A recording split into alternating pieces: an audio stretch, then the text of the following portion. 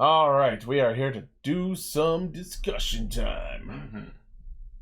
Hey Ichi, I'm super glad you guys decided to have me on. I just got my ID core. I got my Desire driver here. I'm fully ready to talk about Geats. Well, I have some bad news for you. Geats is over. That was last week. What? Yeah, bro. No, Dude, it happened last week. The era of Yeah, overt, heavy-handed Jesus metaphors has come to a close. Fox Jesus is gone, man. I ordered this ID core 3 months ago. And Sounds about right. yeah. Fucking cue the roll call.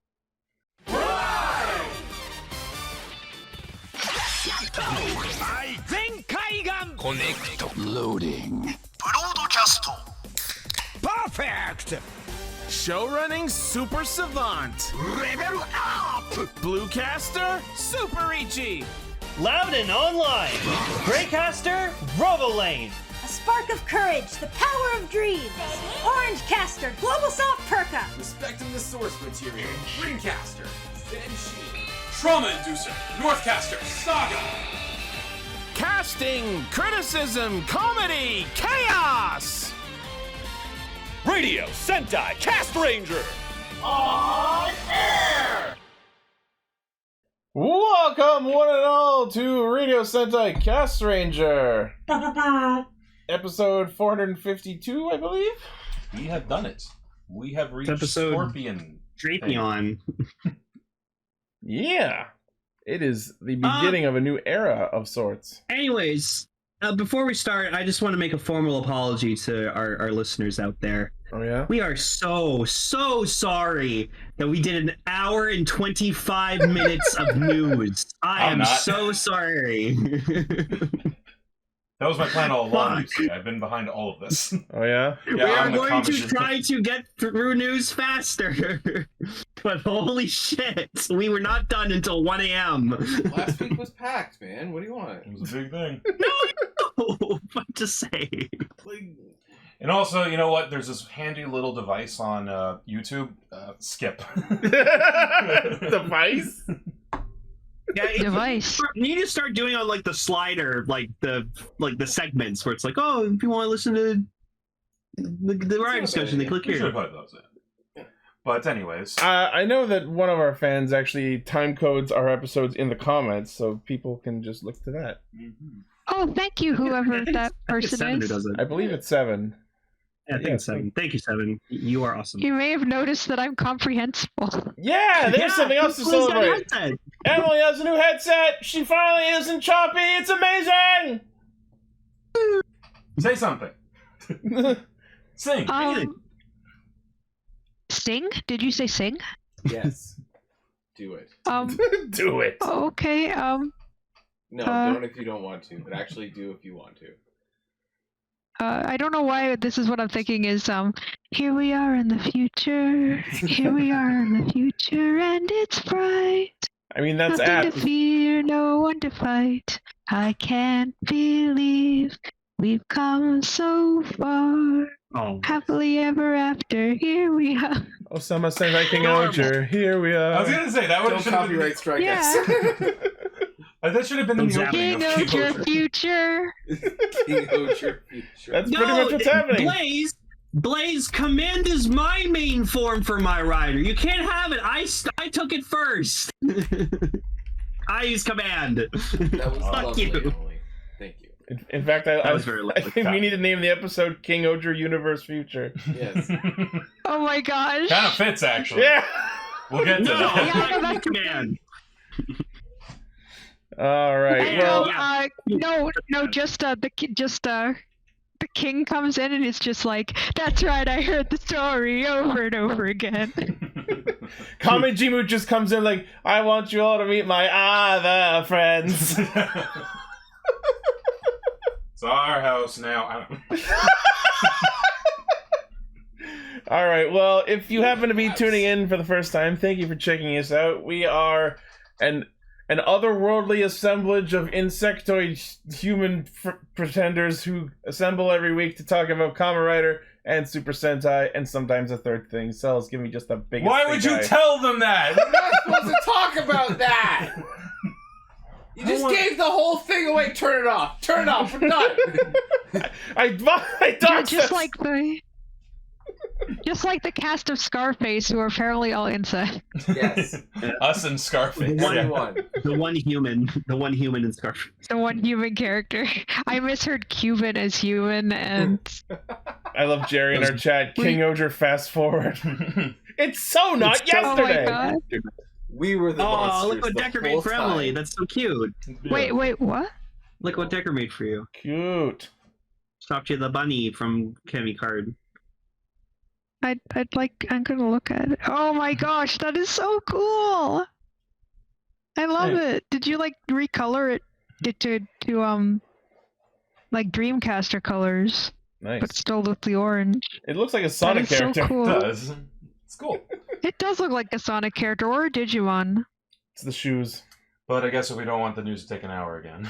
Yeah, okay. So before we Sorry. get into anything, our topics for this week's, it's a very special week. We're going to be talking about Kingohger episode 27, and then episode 1 of the new Kamen Rider Gotchard. And instead of a feature topic, as we usually do, we will be talking a little bit more about Gotchard and doing some theory crafting and a little more in-depth opinions than usual. It's gonna be I already really like it. in the same way as how last time was the end in a way to 2 shows, this is the beginning in a way to 2 shows. Yeah, if we more didn't accurately. if we didn't immediately come up with an episode title, we were probably going to go with 2 shows began this week. Yeah. All right, well, it's time for news. News mode. First off, from the Gotchard line, we have official images for a weapon, the Gotcha Tornado, which I believe is the weapon mostly used by the Aparesquebos form. Okay. It's kind of like a bow sword looking thing. And it looks like it comes with the Mikani Kani card, which is the robot crab. The clamps. Does he have the clamps? Oh, Makani Kani, that's so good. Yep. Crab. Pulling the trigger plays slashing sounds. Pulling the bow arrow will make a bow attack sound. So it's literally the Sonic arrow. Why is this crab the avatar? If you set the Ride Chemi trading card and pull the bow, the Ride Chemi trading cards, the card spins. What? Oh, I see. It's on a hint. It's like on a hint. Yeah. That's cool. What is this? The Dragon Knight buckle? So what you gotta do is you gotta blow in. Looks like a Giratina fused with the giant Crabs. crab from Moana. Kind of does look like Giratina. Yeah, it's got the Giratina face. Crab rider. I don't see it. Crab rider. Ride like rider. Taste like crab. Talk No, you know what it looks talk like? Hang crab, on. Taste like rider. Hang on. If you activate the finisher, the design of the Ride Chemi trading card changes depending on the rotation gimmick? What the fuck does that mean? I got it. I know what it looks like. I know what he looks like. What does that mean? I think what it means It is looks the like finisher Sledge. is different depending on which position it's in. So Oh, okay. you have Looks like Sledge. so it has It does. It does. Oh yeah, a little bit. So it has like a Yeah, face it looks up like attack and a face down attack. I guess. It does have an arrow on it, like the dual disc. Oh, it's just ripping it off again.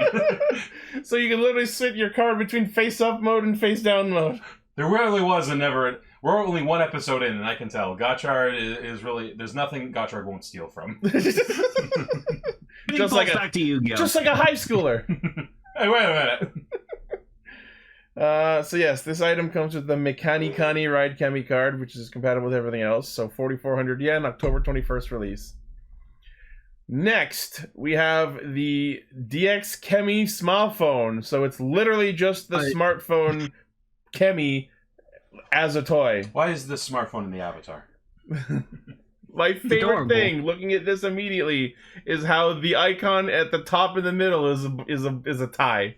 That is just Oh my god, it is! Hi. No, it's so cute. What the fuck even app is that? That, It's the Dress tie Sharp? app. howtotieatie.com. You know, the small tie and the square orange body. SpongeBob. I love that. Oh, I love well, you said orange. You threw me off for a Oh, second. sorry. Yeah, I meant to say yellow. My bad. SpongeBob smartphone. SpongeBob smartphone. I love the phone. I love the phone icon. Like the phone app is right by his junk. Sometimes you gotta make a call. Decker, Hey, you pick know up- what you need pick to up do. my phone. Decker, you know what you need to do? You need to fucking shop SpongeBob's face over the face of the smartphone. And then instead of Squidward, it's Gotchard.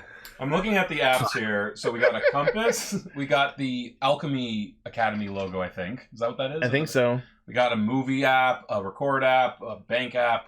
Okay, email, phone, and camera. So normal shit.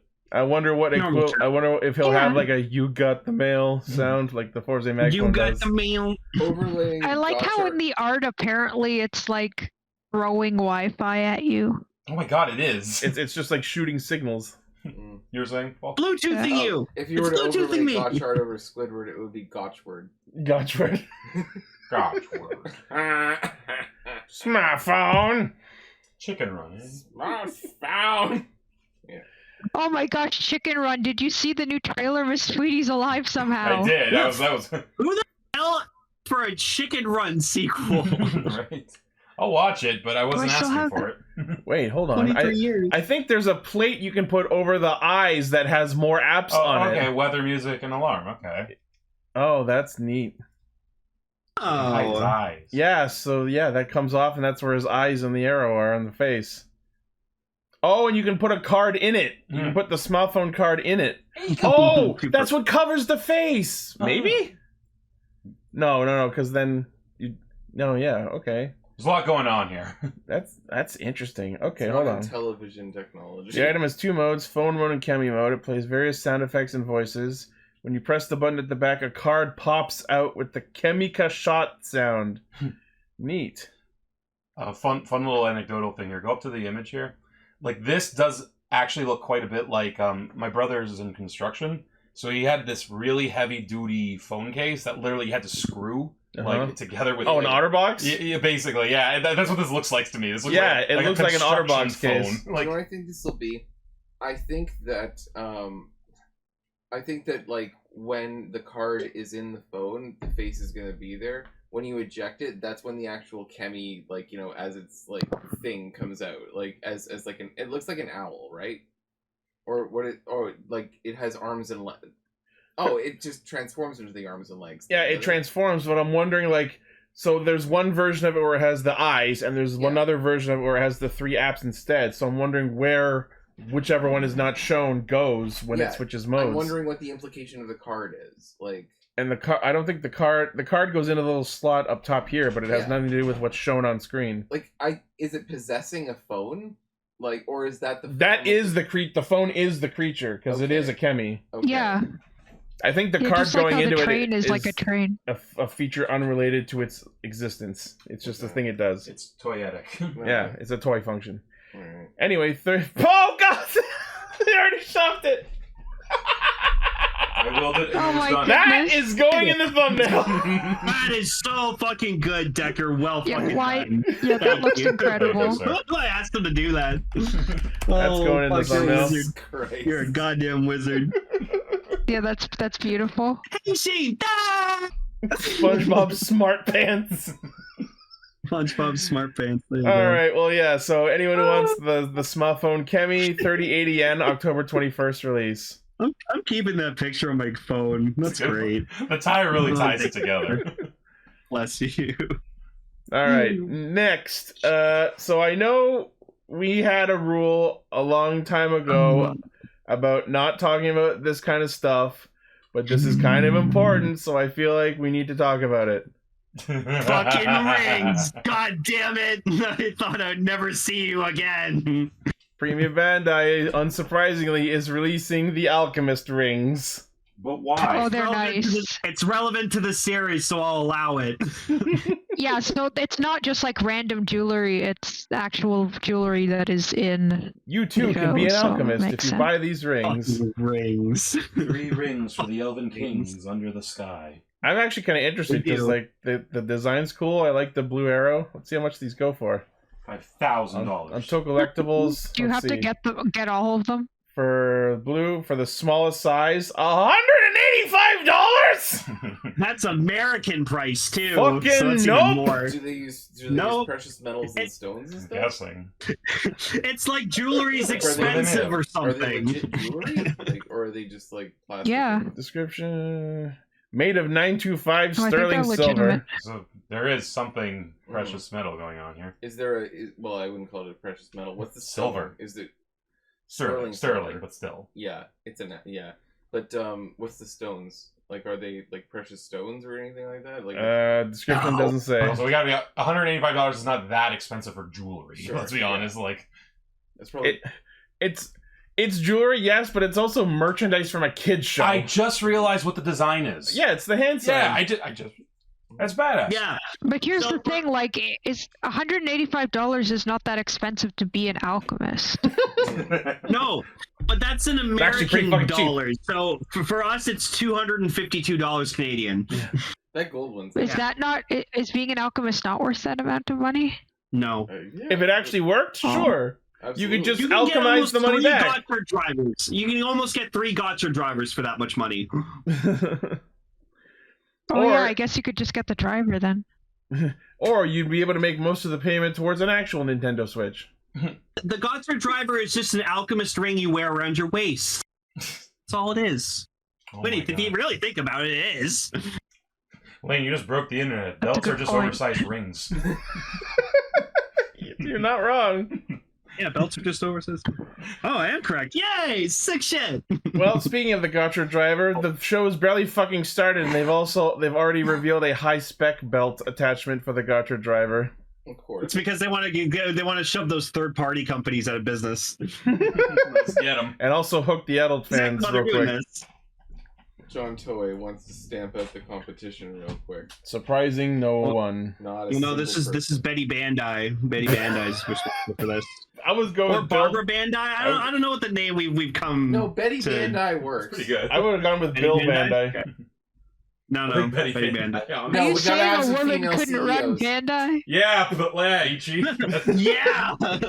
I'm trying to not kidding. support the idea that a woman would be a cruel and ruthless capitalist. Bethany Bandai the Third. Ichi, are you saying women can't be cruel, ruthless capitalists? That They can be, Ruthless but I capitalist? prefer if they weren't. Sexist. Ichi, didn't Rita Damn. teach you anything? Rita's a special case. OG Rita, I mean. Like Power Rangers. Oh. You know what? That's fair. Anyway, Gotchard driver high spec belt. Cool. Premium Bandai web exclusive, 5610 yen, December release. It's literally Get just yours now. a bigger attachment belt for the Gotchard driver, it's got a so clip in the bigger back. people can wear it. Yeah, That's good. Yeah. that's what the Yeah. high spec belts are. Yeah. I own one for my Desire driver. It's fucking great. Well, I have news for you now, so you can own one for your Ziku driver, because Ziku driver high spec belt. Zio's back for some No. reason.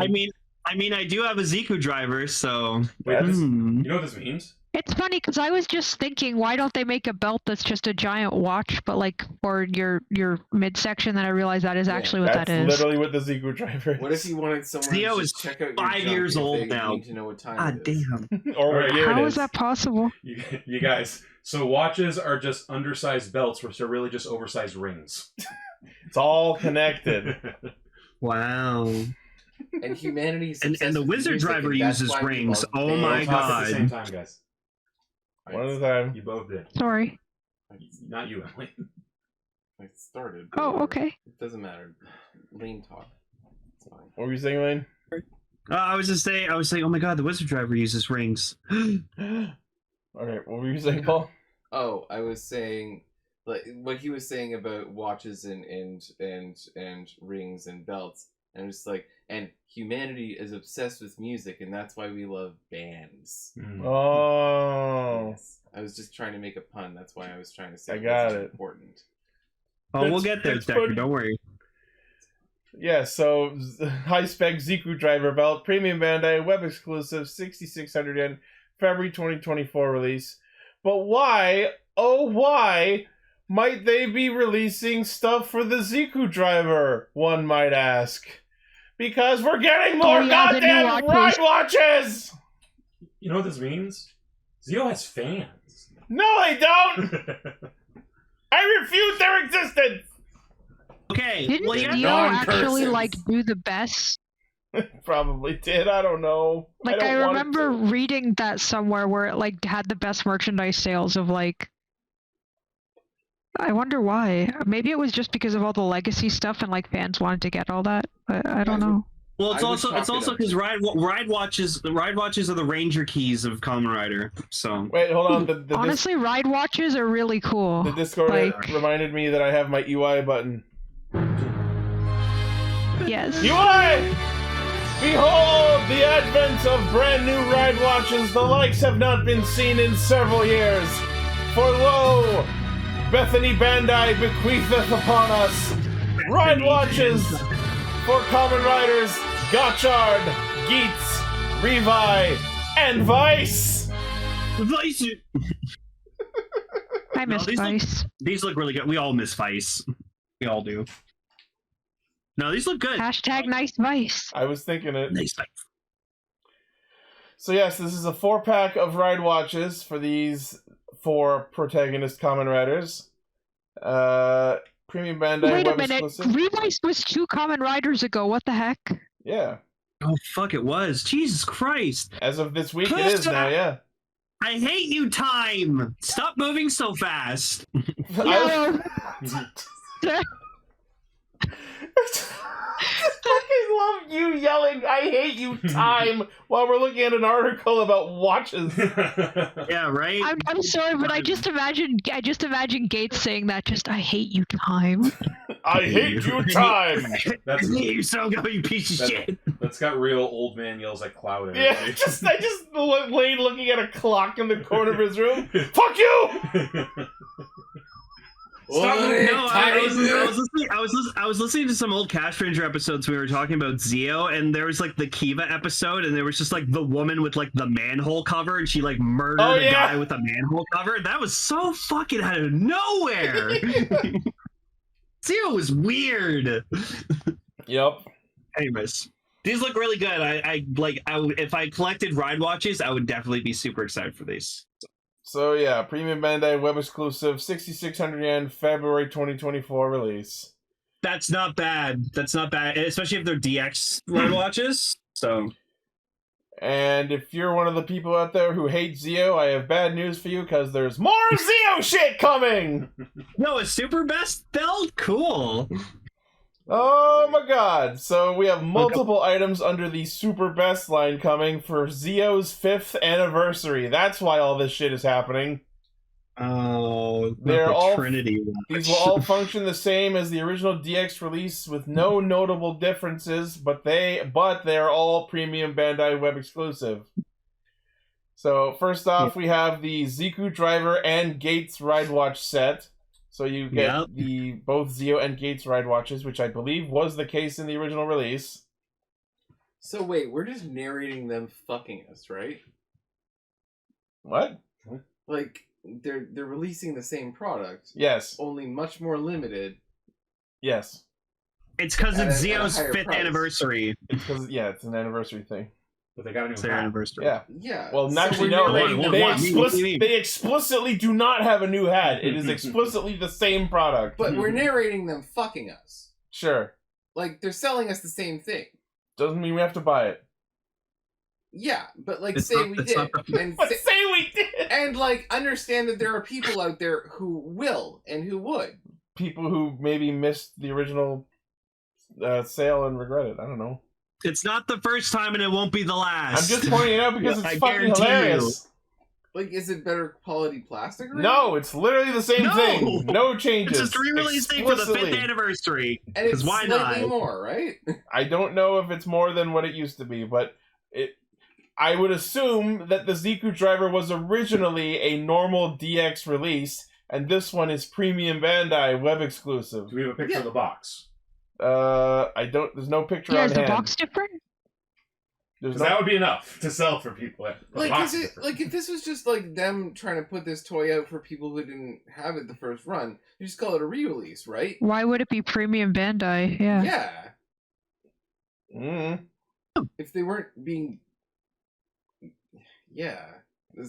that's a little insulting. But on the other hand, Premium Bandai is actually genuinely accessible in Japan and America. We're just the odd ones out who can't really do it easy. Everyone hates Canada. Everyone hates Canada. Everyone hates us. Anyway, Premium Bandai web exclusive, 9,900 yen, February release. Next, we have other items as part of the Super Best release. We have the ZO2 Ride Watch. Cool, I like that one. 3630 yen releasing in February. Oh boy, our favorite here at Castranger, the Zeo Trinity Ride Watch. The infamous Trinity fucking form. Fuck you. I remember that. We are supposed not to buy this. Yeah, we're not supposed to buy this. 3850 yen February release, and the Gates Revive Ride Watch, 3630 yen February release. You're not supposed to know about Trinity. No, it's no, you're fucking up the line. It's you're supposed not to know. I remember that tweet is baked into my brain forever. Yeah, it was the thing that apparently almost destroyed the entire Toku fandom. It's amazing. But here we are. Yeah, still here. I just want to point out for the record, as I said before, I was not the first one to mention it. Nope. You were just the one that they got for some reason. EJ, you know that would have been kind of amazing if you went down as the man who ruined Toku. That would be kind of amazing. I'd still be your friend. The genre's dead. There'll never be another Godzilla. Just get into Ultraman. It's okay. Anyway, moving on to some Kingohger news. We have official images for the Kingohger caliber, and it looks like we're confirming what we thought. Instead of a new Gabu revolver, it looks like Daigo's going to use this new Kingohger caliber to transform into his new King Kyoryu Red form. That's cool. I mean, so he relevant. went from a gun to a sword. Yeah, relevant. It makes sense in the universe. We talked a little bit about it last week, but now we have like the official listing of it. I like it. I like the red. The red's really nice. I like this. Last week I was so half alive that I don't even remember it coming up. Yeah, and he uses the gold Kuwagata Zudenshi into the Kingohger caliber to transform. And I've seen people in the I think people in the Discord came up with an interesting theory. So, you know all of my theories about why God Kuwagata doesn't have a soul? Yeah. Some people are positing this battery is the soul. Oh, that's... Am I going to have to know about this show in order to understand this? I don't think so. But it wouldn't hurt. I mean, Kyoryu I just know it's Dino Charge. That's pretty much all I know about it. Yeah.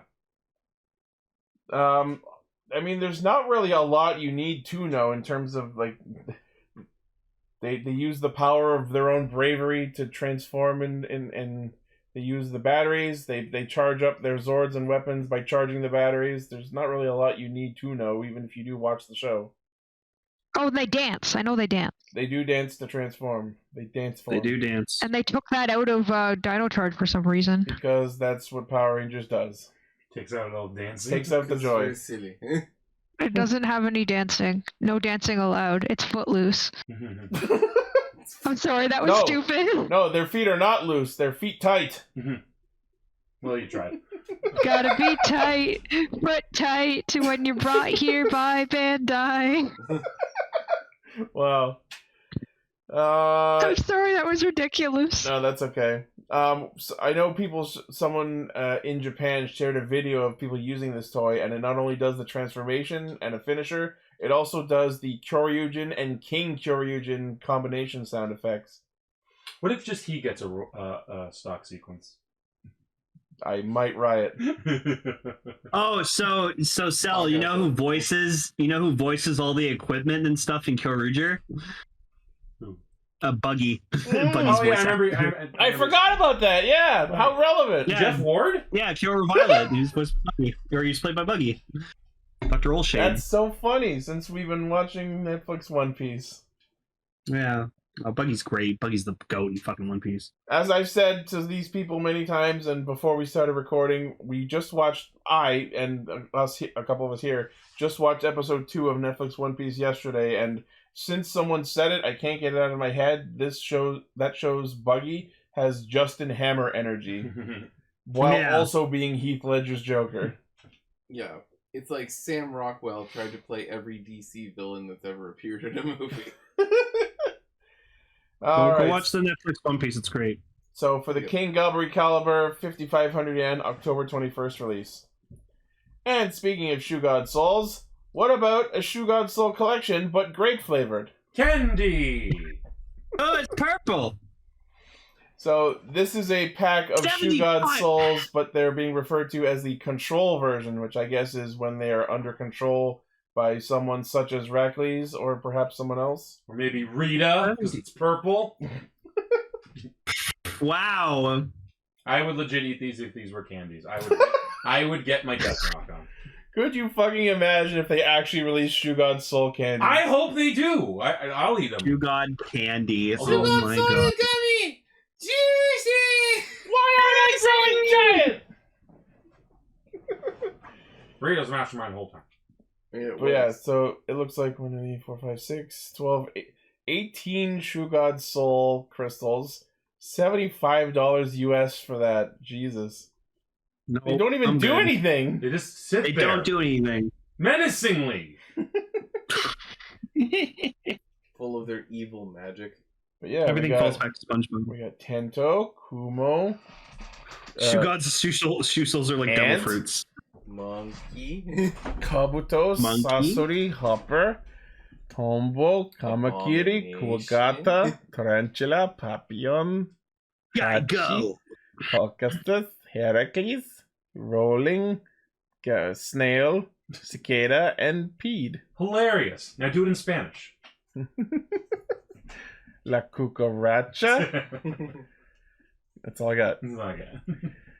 All right, cool. So if you're collecting Shoe God Souls, and as someone who is fully enjoying this series, I have no fucking clue why anyone would, because these are literally the most useless gimmicks Super Sentai's ever put out. They look neat, but they don't do anything. They literally do nothing. They do look really cool. They don't attach to anything. They don't power up anything. They just sit in the Zord cockpit, and sometimes not even that. Can you imagine if like If they had like a necklaced one, then I would wear it. no, like imagine if like you held them up to like the lights on the Ohsama caliber, and when it shone through each one of them, it showed a different part of a treasure map on your wall. That's how we get the map to the Grand Line. No, that's how we get the map to the machine that'll take us to Terra. Oh. And we can help the Kingohgers. It's all a test, you see. Okay. We're gonna become ogres. It's the real last Starfighter. All right. Well, here's something for you, Paul. The ultimate article, Kamen Rider Black RX. He doesn't like Black RX. Oh, sorry. I mix up Black and Black RX all the fucking time. Why? He doesn't like Black RX. You're like, finally, a news story for Paul. And no, It's been too long since I said something stupid. looks good. I will say though, I always like the RX design over Black's design. So This image looks like straight up like a shot from like an episode or something. Yeah. like Mass Rider. Mass Rider. The figure looks really, really good. Yeah. Yeah, I love the helmet. The helmet's great. Sorry, not figure, it's a statue. No, it looks good. 40 centimeters tall. I have no problems with Black in terms of aesthetics. He looks Holy like shit, 40 Black centimeters? Yeah. Holy crap. I have no problems with Black RX in terms of aesthetics. I He was looks fully ready for you to go make some sort of comparison to your dick. You know me. No, not as well as you no. Yeah, I missed that. I miss Emily going, I just don't understand why No, they thank need you. Yeah. I just don't understand why they needed to take the cool ending of Kamen Rider Black and take Minami Kotaro and make him a fucking space hero for some That's reason. right. Why must we fight? You're black. Yeah, so it's got lights in the helmet, lights in the belt, and the sword lights up as well, I believe. Wow. The Volcane. The Revolcane. Yeah. Neat. Oh, he looks so good. I love the helmet, man. Premium Bandai web exclusive, 30,800 yen. That's over $300. Get the fuck out of here. February release. I mean, it's a nice, high-quality statue of Black RX, or Masked Rider, if that tickles your fancy. Yeah. Okay, you could just say it's a Masked Rider. Pose it next to your Power Ranger figures, and you can pretend it's the start of season 3. No one will ever The know. Dex figure. Yeah, where's our like $400 Purpose statue? Good old Masked Rider. SH Figuarts Purpose. Release the. I genuinely like Fervus, but I'm me, so obviously like that's not surprising. Fervus is great. I just think it's super weird that he looks like a Furby and his name is Fervus, but that was like before the age of Furbies. And suit acted by Vern Troyer. Oh, I didn't even know that. That's cool. Yeah. Actually, I'm pretty sure I knew that, but completely forgot. All right. I know I made a joke about that for this one, but I know for a fact you're gonna like this last news story, Paul. Complete style gigantic Garo Ken. Garo's sword. They're releasing 1-to-1 scale Garo sword. 1-to-1 scale Garo's sword. How much? I don't need any details other than that. How much? Well, I'm sorry, there's no details. We don't know price or release date yet. Just that it's happening. This is so funny. I just started watching Garo in the last week or so. And then I told Ichi Yeah. No, and then I told Ichi that Garo's still been going on to this very day. And he's like, "Wait, there's like more shows." And I was thought like, yes. Garo was just the 2005 series, and I now have discovered I have a fucking journey ahead of me. Yes. Oh. I'm Garo Ken. Anywhere else I'd be a 10. Ichi, if I was still living with you, I'd watch all Garo with you. Do a Garo podcast. I want to watch Garo with you. I am Garo Ken enough. Yeah, you guys should do a Garo podcast. It'd be fun. That's what I want. We can call it Garo Kenergy. No. I'm sorry, I was gonna make the one more joke. Yeah, no, I am now aware that it's an entire franchise. And funnily enough, the reason I started getting back into watching it was I saw a clip from what must have been a much later show that was just so badass of them like fighting in the middle of the sky near some sort of castle or something, and I'm like, wow, I need to watch this. Yeah, that's indicative of the later show. Decade was a character in a Garo series, then he got his own Garo series. Yes, so... I'm aware that is a Makai Knight of some sort. He's a pink Makai Knight how much too. that Garo Ken is going to be. I'd buy it. It's probably going to be several $100s at least. Several $100. Several thousand even. Several thousand. No, not several thousand. Did I miss a news story? Which one? Your news story. No, but I can post something that's sort of newsy. Oh, that, yeah. Oh, yeah, sorry, that didn't come help. up on my thing. Yeah, they're releasing an actual DX version of the Sun Driver. Cool. Yeah, but you have to put like like the CSM one, like the stuff goes in itself. Yeah, you have to do this manually with the DX to open one. all the pieces on this one yourself. Kamen Rider. Yep. It came out with a rotation for Cure Supreme. Yo, that design is actually cute. She's really. It is. It's really good. She's a movie exclusive Cure, and apparently she's officially considered to be a light green Cure. She looks and like people a are mad about that. She looks like a Yu-Gi-Oh character. A friend of mine and I were just talking about the lack of green cures. Like This looks to me like cyan more than green, but whatever. I want more green cures. And also that belt looks rad as shit. Yeah, Jerry's right. This is just Owie from Vrains. Can I see a close-up of the belt again?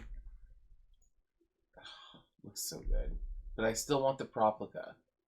Like, that looks not... Like that's not even close to as cool as the Proplica. I really want it. No, absolutely not. That's what I would spend, like, a few $100s on. Like, that is the rider prop that I would spend. I don't think this would be a few $100s. Probably no, in the low not 100s. that. I mean, like, the actual, like... Oh, yeah, the CSM one? The CSM one. Yeah. Yeah, no. I would spend that, because that is a dope-ass fucking rider belt. All right, very cool. Like, do a side-to-side of that and the... And the CSM one? Yeah. Just real quick. Real quick.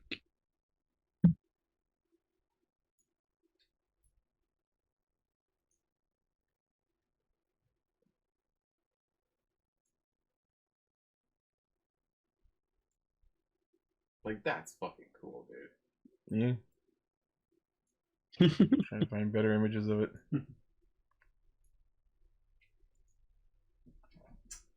So yeah, the Anyway, that's the news. All right, good shit. Didn't take us an hour and a half. 38 minutes. Yeah, I know, that was nice. That was bad. That's better. All right, time for Kingohger, Chapter 2! Why?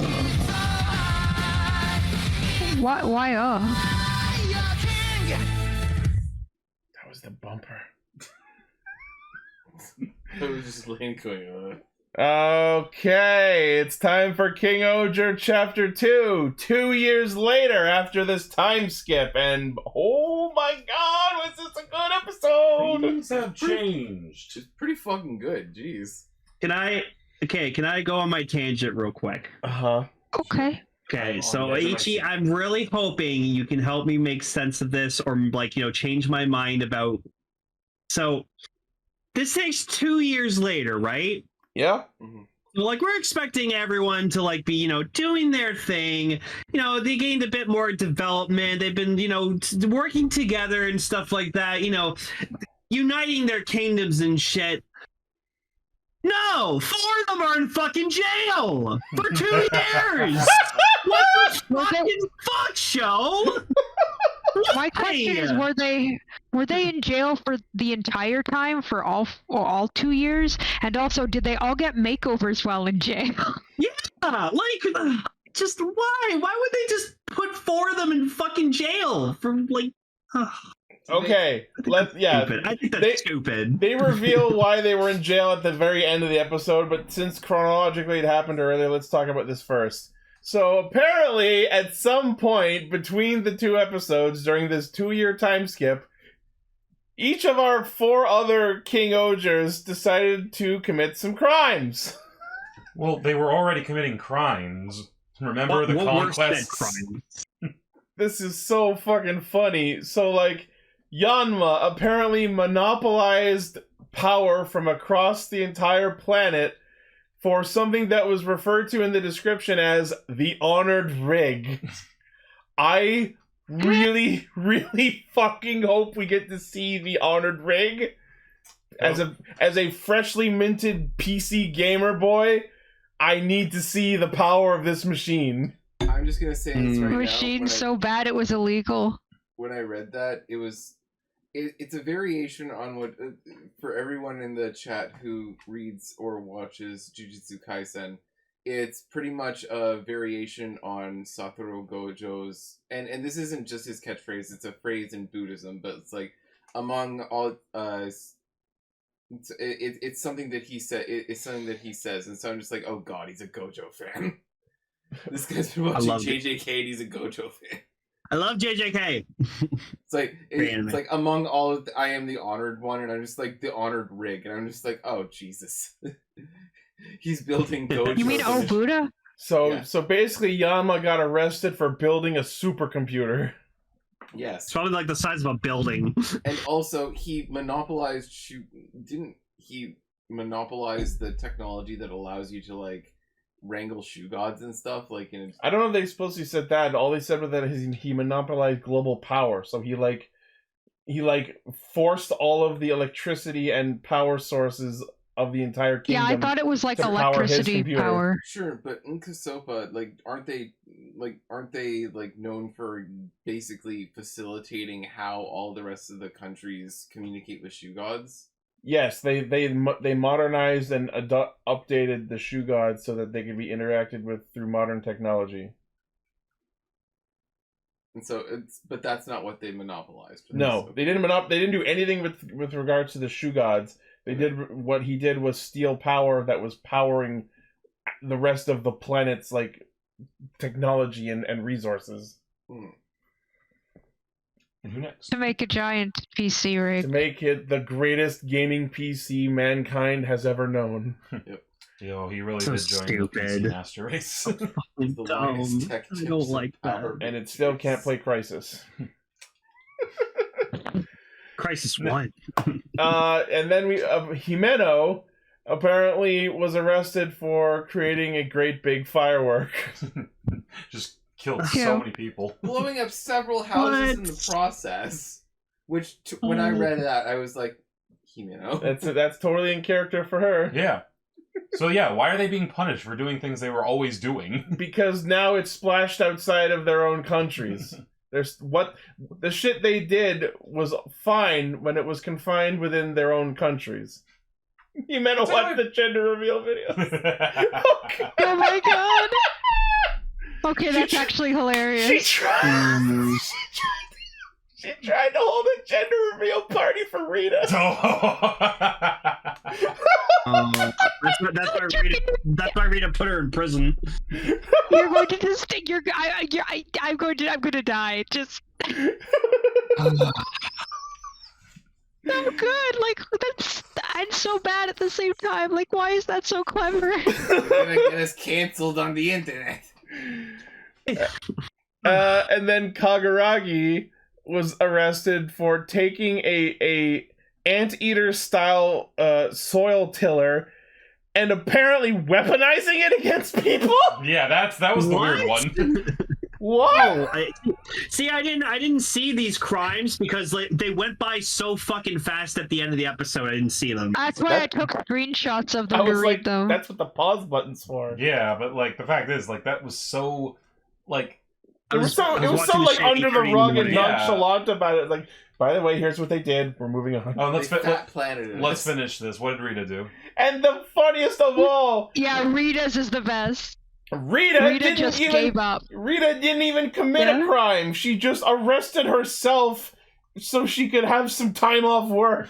Because she needs to make it that it's always on duty, so she couldn't bring herself to actually take vacation time, so she put herself in prison as a forced vacation. She promoted herself to prisoner. At the end of the episode, they literally flash like a where are they now in text form. Yeah, like right between the end of the episode and the next time preview. Yeah, I would love to know what the actual reason for this was. Like, was it literally just so they could all be in the, like, different kingdoms? Because it really felt like all they wanted to do was the opening joke. You know? Where, who's in charge now? All of their retainers are now ruling the kingdoms as of this episode. I will say. Oh man, I love Sebastian. Yeah. you got like a pot belly too. They showed Sebastian. He's just sitting around eating donuts. They showed Sebastian, and I just cut to the fucking JonTron Banjo-Kazooie Nuts and Bolts video. Oh, he got fat. Oh no. You got fat. He's got a little crown. Yeah. Oh, he's enjoying the high life. He's like, I was serving that girl for 4 years. I like Rita's retainers. Just like, come back, Rita. I'm not gonna miss you. I just realized something. Sebastian, he could have taken off his old man makeup, but no, he decided to keep it on the whole time. That's true. He's rocking the old man look, man. He really is. Can I just say that while Kagaragi has been gone, like Kuroda? No, well, Kaguragi's been gone. I love the fact that everyone in Tofu cries the oh. That country is so full of shit. It's so full of shit that they're using it to fertilize their crops. Right? I bet they're all in that's on actually it. really the clever. The whole nation is in on his plan. At this point, it wouldn't surprise me.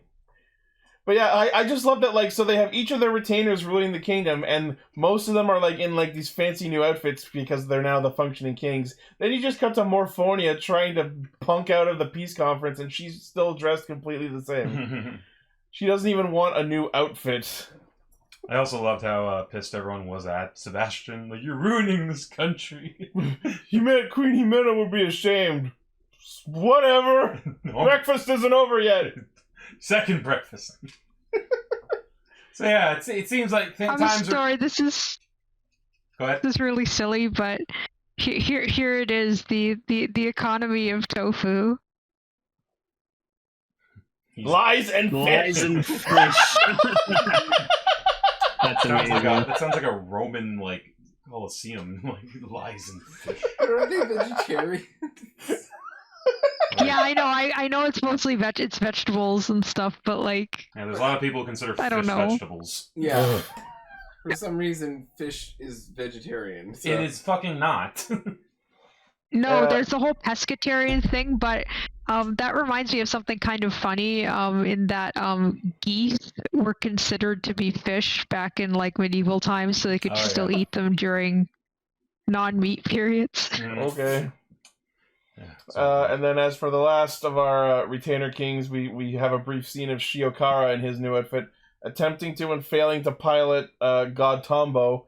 And this was such a minor detail, I almost didn't notice, but when they cut to the shot of, like, the other Enko Sopa nerds, like, going like, yeah, we don't follow you, we only follow Yanma. One of them is gone. Where's the dude with the glasses and the glove shoulders? He's fucking gone. They ate him. They killed him.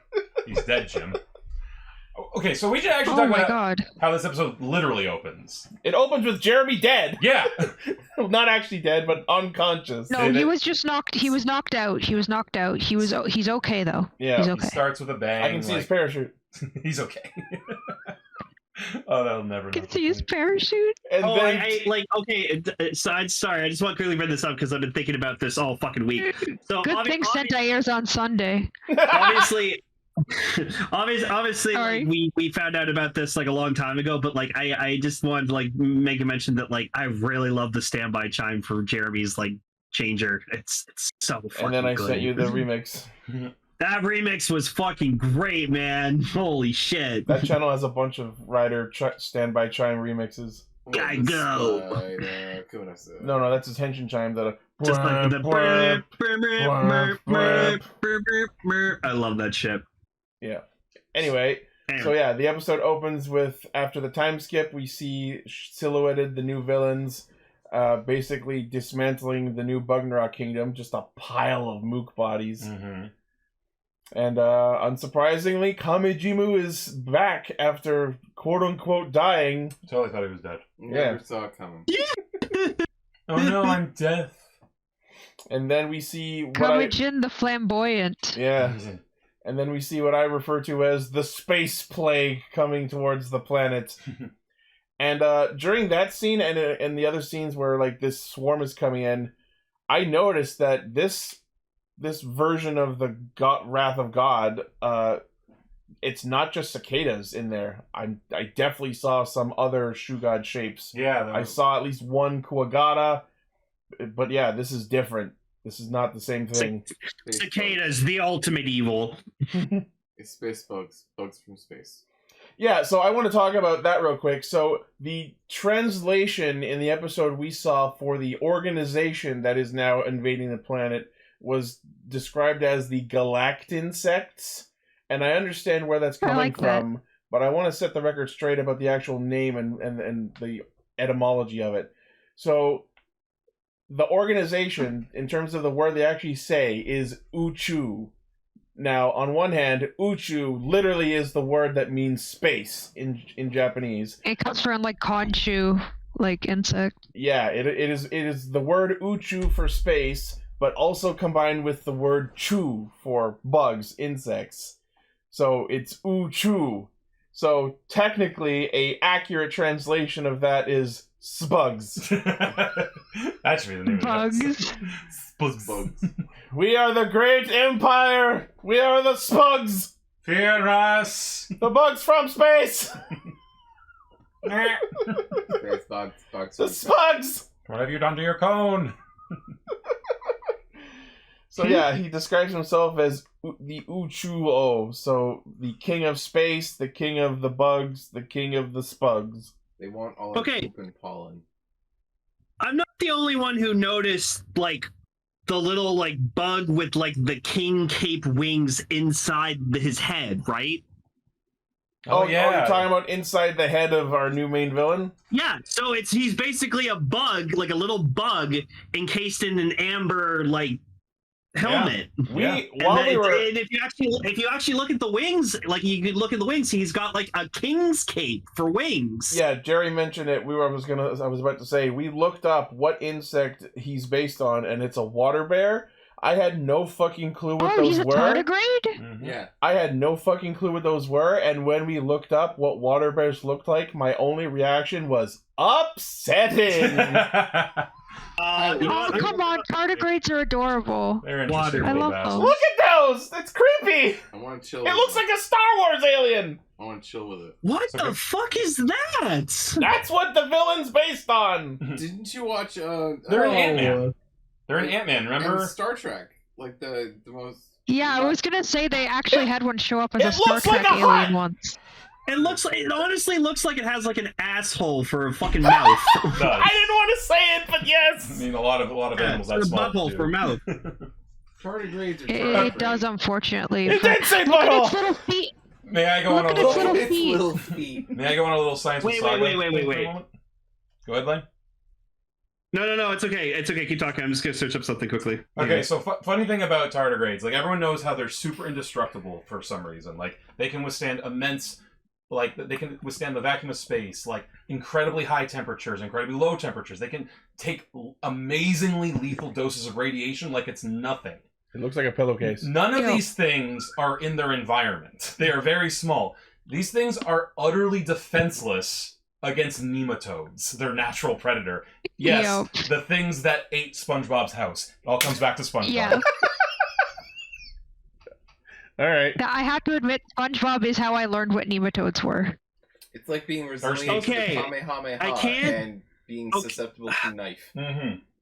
Okay, I can't find an actual picture, but just like it reminds me of I'm like from A Bug's Life, but when he's pretending to have like his head cut off. Oh yeah, that's what it reminds me of. But Lane, that's what it reminds me of. Lane, did you? These things were in the Ant-Man movies too, though. You didn't hear? Were they? They were the thing that they're. Yeah, riding. they're in the quantum realm. Dude, the quantum realm was so fucking trippy. I couldn't pay attention to a single thing that was going on. They're very small. Valid. So, Lane, did you watch Star Trek Discovery? No, I heard it was okay. Okay. It's less than okay. They used a giant tardigrade as like a means of their navigation system. Okay. Yeah, it was weird, but they had a giant I have a tardigrade. plush of one. They're cool. They're so cool. They also have the colloquial nickname of the water bears. So anyway, this guy is fucked. This villain.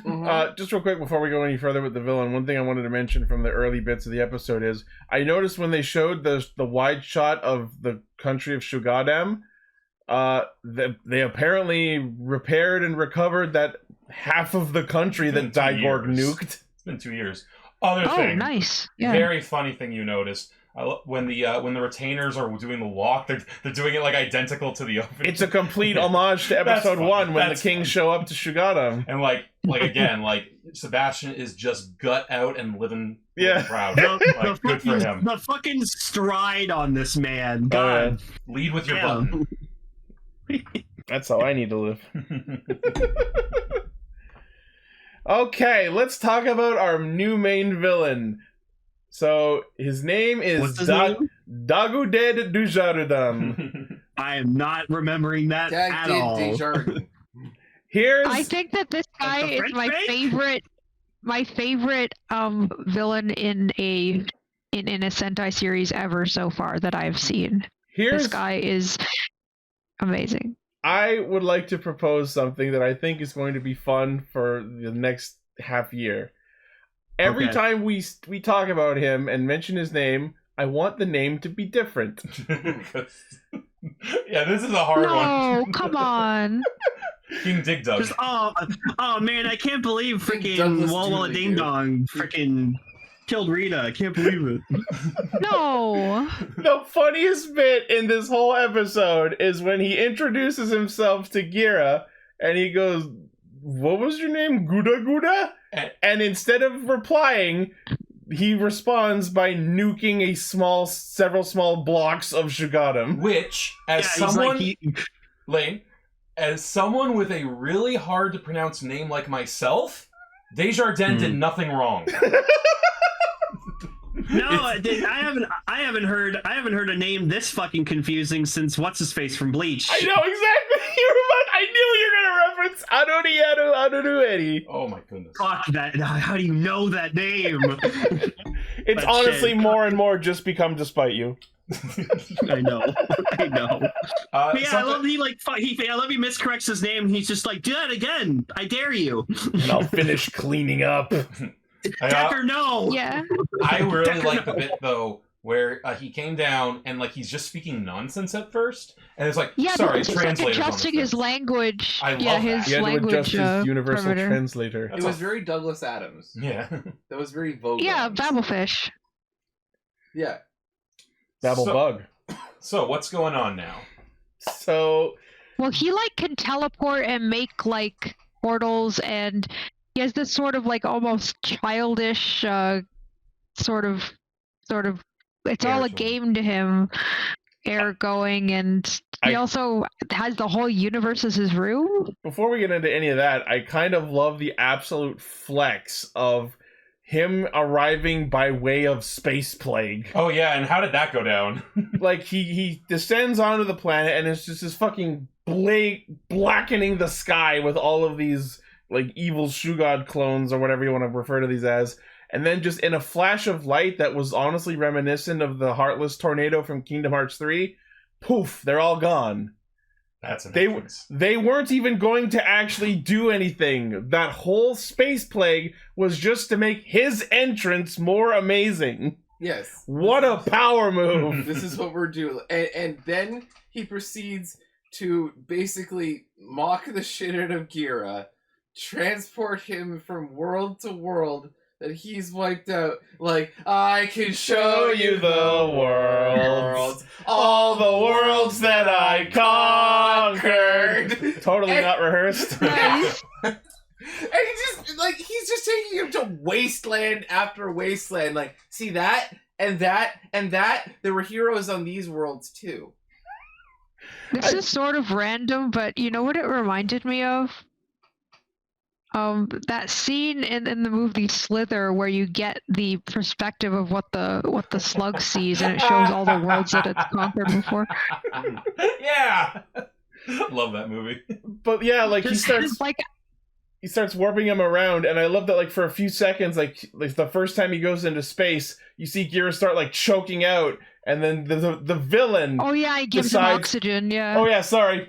Snaps his fingers and like just one of many different instances throughout this episode where our villain establishes, I could murder you at any time and not give a fuck. But I won't. He's got full Q powers, honestly.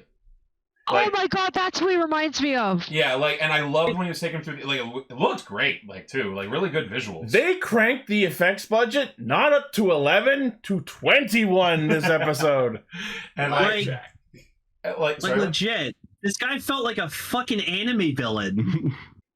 He also kind of reminded me of the Grandmaster a little bit. Oh my god.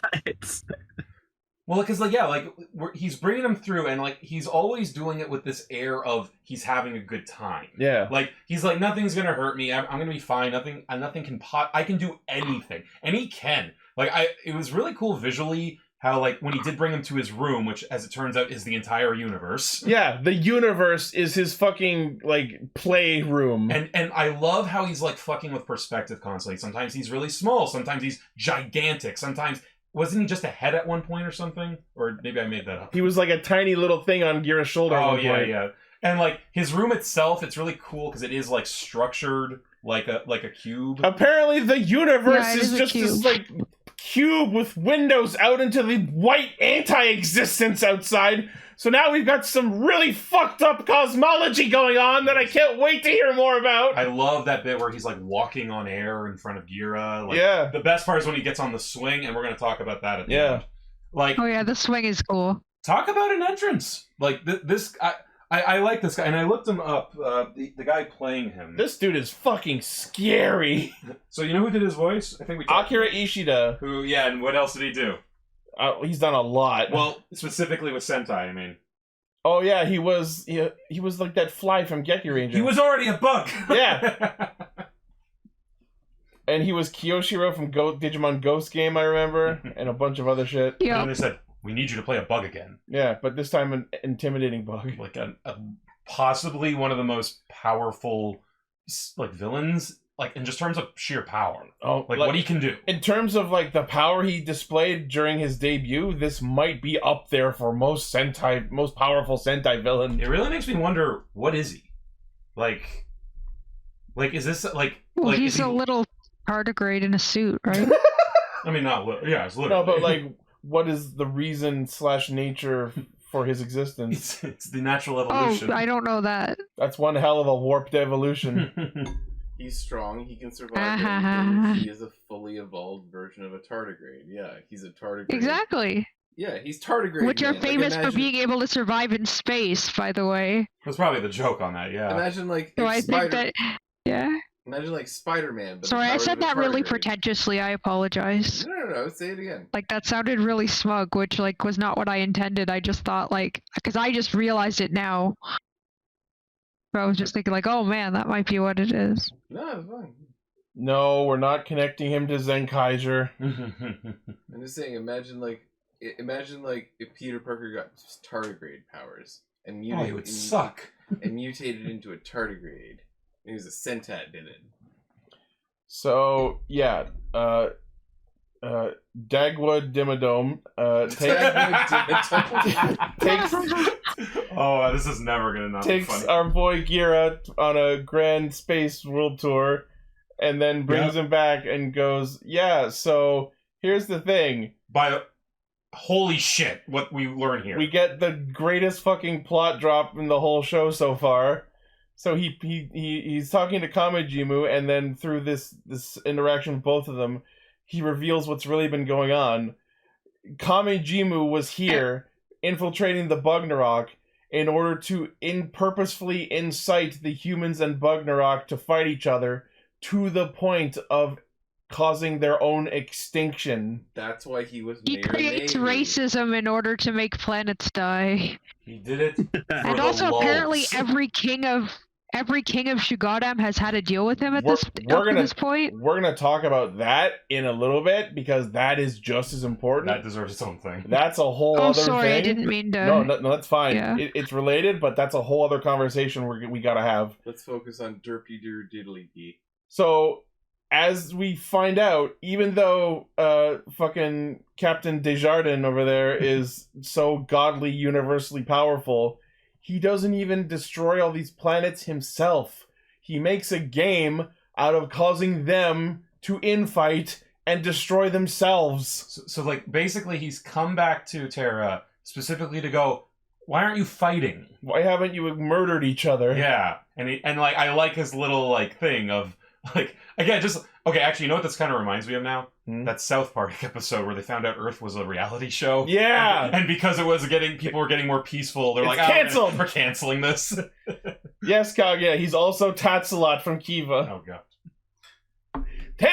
I guess you could say there wasn't enough tension, fortissimo! And then he does another really good power move, which is, so here's the thing, if you don't do this, I'll just break you, now. And he brings meteors. And he just breaks everything that they just fixed. He makes such a casual little motion of taking a tiny little meteor and going bloop and flicking it. Cut to raining skies of meteors destroying another piece of Shugadam. Holy shit! No one died. So as upset as I am about the other 4 King Ogers being in prison, like I just feel like they missed a lot of character development. But at least in these 2 years, Jeremy and Gira have been able to like buddy up a bit more and bond. So I love when Gira just makes like this evil fucking smirk, and Jeremy just looks up at him and goes, "Oh yeah, you know what's up, buddy." That's and I'm my like, boy. Fuck yeah, that's so cool. I love it. I love the dynamic between these two. I gotta say, they really lucked out on the fact that Dimmy doesn't just like go, okay, you know, you're not worth it. Done. No, there's Walla Walla Ding Dong. Yeah, I don't know why he did. It's the classic, like, why don't you just bash him? There is a reason, but I don't know if I would want to gamble all of the world on it, you know, sort of thing. That's fair. I mean, I'm obviously glad he didn't, but like, but yeah, in a practical sense. I gotta say, Umbu Magumbu is very, very terrifying. He's gonna kill everyone. That's a big inside joke of himself. Okay, so yeah, the other big half of the Gargled's fucking revelation of his secret plot. The ninja one's awesome. The ninja one's fucking awesome. We'll talk about the other ones in a sec.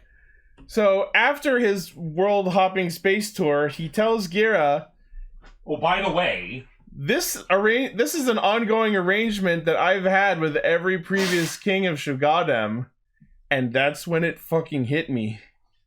This perfectly explains everything that Rackley's was doing. Yeah. He was doing it for the greater good. That's so fucked. He was inciting the war against the Bugnarok because he was told to by this fucking space god who told him that if he didn't, he would eradicate them all himself.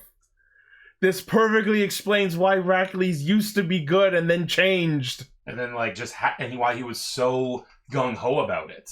Like, he's like, no, because, and like... No matter... Even though he made such stupid decisions at time after time, it was all because he thought that it was the lesser of evils. Whenever he piped up, like whenever he started, like, you know, talking some really good shit, I always, like, looking back on it now, I look at the facial expressions of the actor, and there's a little bit of fear underneath it. You know, I can kind of see it thinking back. The wide bug eyes. No pun intended. Yeah, like there's a little, dude, shut up. This might also explain like how he acts with Gira too, because he sees that Gira is a pure soul. Like he knew that ever since he was a little kid. You're right, but shut up though. Like, and I think part of it is maybe he didn't want to just no, this can't be on you because maybe he also knows something like this would happen. You know? Like, maybe somewhere deep down he was trying to spare Gira from having to deal with this. Maybe. Like, and again, maybe because he saw, like, this guy does have world-ending powers. Like, I can beat Bugnarok, I can't beat this. So what we're saying is, Rackley's is Michi from Gaim. Well, he witnessed the power of the big bad space god and went, well, we're fucked. Sucks that we'll never know because he's dead. Yeah, by the way, it's been 2 years and we still haven't seen any sign of him coming back. There's a lot of show left to still watch. The box. That's all I need. Saw the box. I need a body. I need a fucking body. Well, it's been 2 years, so it's going to be even more decrepit and gross, so I really hope we don't. No. Either that or he's 2 years older living somewhere. You know what I think it might actually be? Oh, he's held up in tofu. Yep, that's what I was going to say. I genuinely think that's... He's Kuroda. Could you imagine? I need a body, Lane. Oh my god. So, yeah, this is an interesting twist on the tale. Like, in terms of, like... Because I was really wondering, where are they going to go next? Is it just going to be like a generic, we're from space and we're going to... No, there's a connection going on. They were responsible for this whole situation from the background. I also, and I guess we can like segue this into the specific generals themselves. I think their design is interesting. Like they're still insect, but they do feel different. Yeah, you know, just enough where I'm like, okay, there's space bugs and there's earth bugs, and different bugs. Yeah. Whereas like before, they were all the monsters were like, we're just this kind of bug.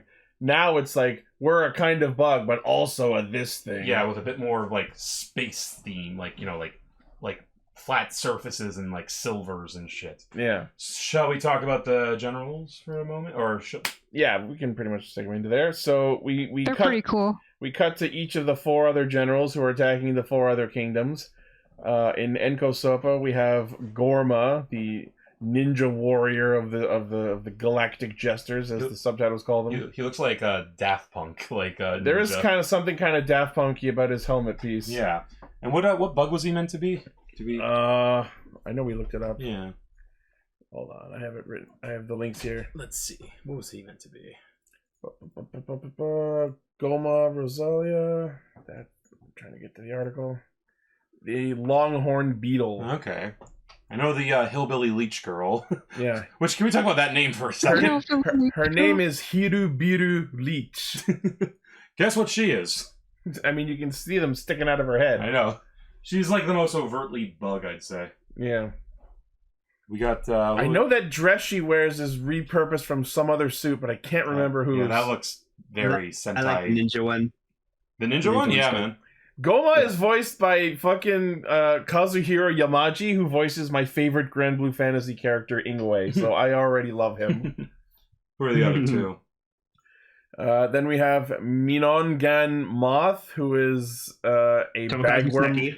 Yeah, a bagworm moth voiced by Tomokazu Seki. Oh, and his voice and speech patterns was interesting. He was all like... That was not what I was expecting coming from Seki. Yeah. But the man has like infinite range, so... And last but not least, rounding out our cast is Kamejimu, who we now know has a last name, which is Unka. And they all had titles, which was fun. Yeah. He's the Earth one, right? Yeah. Okay. Well, Earth, it's I love his it's not laugh. so much that they're divided by element, but he's like the bagworm moth dude who attacked Tofu. I love his laugh. This is like it's so fun. Yeah. So So we conniving. have Kamejimu, who's back with the different emblem on his head and staff. So those four, they go to each of the kingdoms, they murk everyone, Yep. and then I guess they were all pretending, because everyone's fine as soon as, oh, the Rangers Yeah, I don't are know back. what happened there. I think it was like they see their proper king returning, and it's like a morale boost. Well, I know, I love that moment Yanma. too, where where Yanma, he saves his guy, which it was cool that he blocked from the back, Uh-huh. but then he They had said, the like, best entrance. everyone get up, and I'm like, we have broken legs. They can. It's beginning to smell a little like My almonds. spine was shattered. We can't. We'll bleed out. Yes, Hirubiru is voiced by Miyuki Sawashiro, who, among many other roles, did Kivala from Decade. Oh, it's Kavala. Very nice. Yeah, and Catalina from Grand Blue. So then, of course, Giro gives his big speech, and he says, "No, I will clean you." Ah, it is you who will be cleaned by me. You almost Tell it to the laugh. cleaning lady on Monday. Yeah, each of the kings break out. They all broke out of prison because Gero Jimu brought them their calibers, and they decided to break out of prison and show up to defend their kingdoms. Okay, legit. If we got a Kaguragi fucking mugshot, it would just be this. Totally. Thank you, Ryan Gosling. God bless you. Is it weird that the best part of the Barbie movie was Ken? Yes. Oh no, it is Mojo Casa House. I am Kaguragi enough. Mojo Dojo Casa Beach House. Kaguragi enough. God damn it. I love that. So yeah, they all come back, and I honestly think the whole they were in prison was literally meant to just be a ha ha ha. I think. Yeah. And so they could have this badass, we're back. I just feel like it wasn't necessary. It wasn't necessary at all. I genuinely think it was weird. I genuinely think it was to have the joke of the retainers being in charge, and just again to have that badass. We're here. Yeah. It's been 2 years, but we're back. Okay, and I also feel like this would have benefited from if in real time there had been a bit of a wait, Because it's only been a week since the last episode. This would have been a good week time to have the hiatus week. Yeah, exactly. Because then it's you would feel like they're back. So I don't know. I think it's just I waited twice as much time. 2 years, 2 weeks. Why not? There should have been at least 2 weeks. That's my point. It's a funny joke, but it's an unnecessary joke. Yeah, exactly. So maybe there's more to the story. Maybe they all committed those crimes on purpose for a reason. Well, yeah, because they want power. To get makeovers in jail. They did. Okay, yeah, let's talk about that. Why is Yanma blonde? I hate it. I think it works for him, honestly. I get it. It's he's like a street punk and he bleached his hair just like Bleachigo did. Miyagata, Yazora no Hoshi. I really fucking hate it. I love Giro's got Rakuli's coat. It's the drip, and it works. Like brother. Yep. Really? He's a true Targaryen. I mean, Hasty. I like Giro's new look, but I miss his old hair. His old hair really rocked. Yeah, I mean, Jesus. Jeremy learned to use a comb. comb. Changed so much that I didn't really register a change. Rita cut half of their hair, making them even more feminine. Kaguragi got more hair and gray. and Jeremy just combed it in the other direction. Oh, he's Sanji. Yeah, I was about to say, it's just Sanji pre, then post time skip. That's all it is. Like, I don't dislike any other looks. Like, honestly, Yanma being blonde, I'm like, I don't care. Like, it's fine. I think it looks good on him. Everyone looks, like, so, like, just barely different that I'm okay with it. Minus the blonde. Yeah. And again, with Himeno, He's it's by like... far the biggest change. Like, and Himeno changed constantly anyway, so it's not like... Yeah, like, it's there's not just really another day for her. Has less hair out. No, Kaguragi's the opposite of Sebastian. He actually is 65. Kaguraji. It's that vegan diet. Kagurachi. He looks great. So then they get back and we get to see all the new toys. I mean, new powers. They do a roll call. Kind of. I'll take it. Why is Gira still calling himself the evil king? I thought we were past this. Yeah, No. Because it's fun. Now there's an even more evil, so he has to be even more evil than him. Everyone's If you're good, then I'll be... But that's not what's happening anymore. Everyone's used That's to just it, a- so that's- it's like... Yeah, we're used to it you by think, now. I mean, it's what pumps him up. Come on. I know. Yeah. It's That's what I stupid, was Ichi. thinking too. You Like, and I, we it's both how get we, it. Yeah. We shook yeah. Sorry, what was that, Emily? No, just that it's like his morale boost. It's what helps him like find himself, find his Sure. confidence and his words. And I also get that. I also know what a cope is. I also love that even now, 2 years later, he refuses to use his own last name. Yeah, that's just weird. I wonder if he... That could be actually a thing. Like, you were talking about that, Paul. Mm-hmm. Maybe he's, like, legitimately renounced the name Husty. What else could it be? There could be.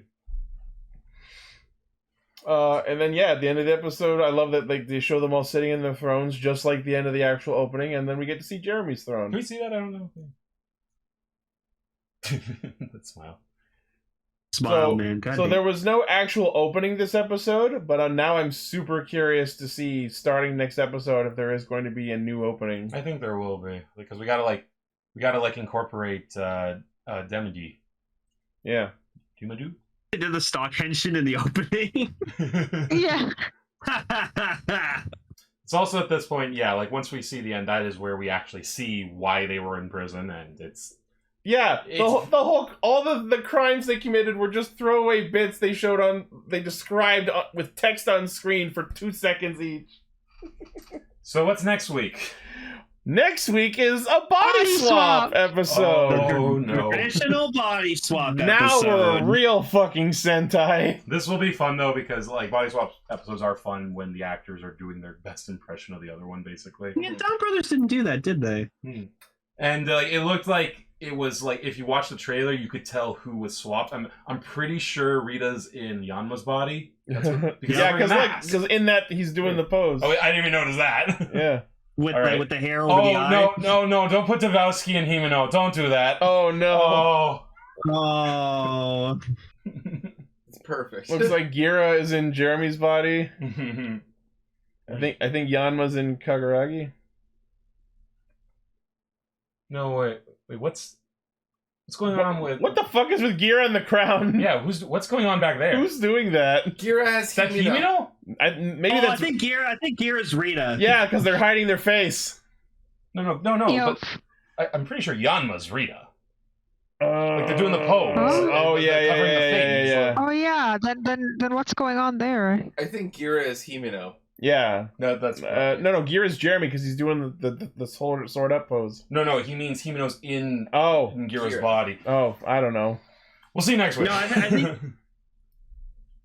think Rita is in Gira's body. Anyways, we'll find out when we watch the episode. But while we were watching the preview, I just like in passing was like, what if this is the one where they finally do stock engines? That would be hilarious, actually. Just dunk on me as much as It possible. would absolutely prove that John Toei is listening to us. You didn't say we couldn't have them be all body swapped. Oh yeah, and Rita's face will get revealed, I guess. Again. Every time she screams, Yeah. you see her face. It's a real, like, I know what the face looks like. Yeah. But yeah, so here we are in our brand new part 2 arc of Kingohger, and it's a fucking trip and a half so far, and I'm so excited to see where we go from here. It's looking like it's not going to teeter out. Yeah. You know? I'm loving it. Like they really upped the stakes. I hope it keeps go. I hope it keeps going. Like, yeah. I would like to see how this will end. I can't wait for the triumphant return of Racules. Please. Right? Me too. He's gonna show up with a new form and be the one to king Donald Duckules. I don't wanna have to buy his sword. Really don't. You like that one? King Donald Duckules. Come by. He's gonna defeat King Doom 3, and all will be well. But guys, what if King Derpy Doo comes out with another weapon? He flicks more meteors. We'll never be able. Yet more meteors. We'll never be able to beat King Donald McDonald. Is that real behind the scenes like footage? Clip on that. I guess so. I guess. This dude's holding them. Someone's gotta do it. It's the Green Kingohger. Oh no. They were always there in the background the whole time. Yep. Oh my god. Oh man. Okay, great. Alright, so we're gonna switch over to Gotchard now, which means it's time for us to be joined by our very good friend from the Discord server, Mr. Decker. Mr. Decker! You're on, man. Did I unmute the correct person? Boop, boop. Boop, boop. You should be able to unmute now, Mr. Decker. Hello. Hello? I think he's still muted on his end. He says still muted. Oh, hold on. You can do this, man. I believe in you. Heart of the cards. Oh, I did the wrong person. Oh, do. How about now? Hello? Hello, hello. Hello? Hello. Alright, and bumper.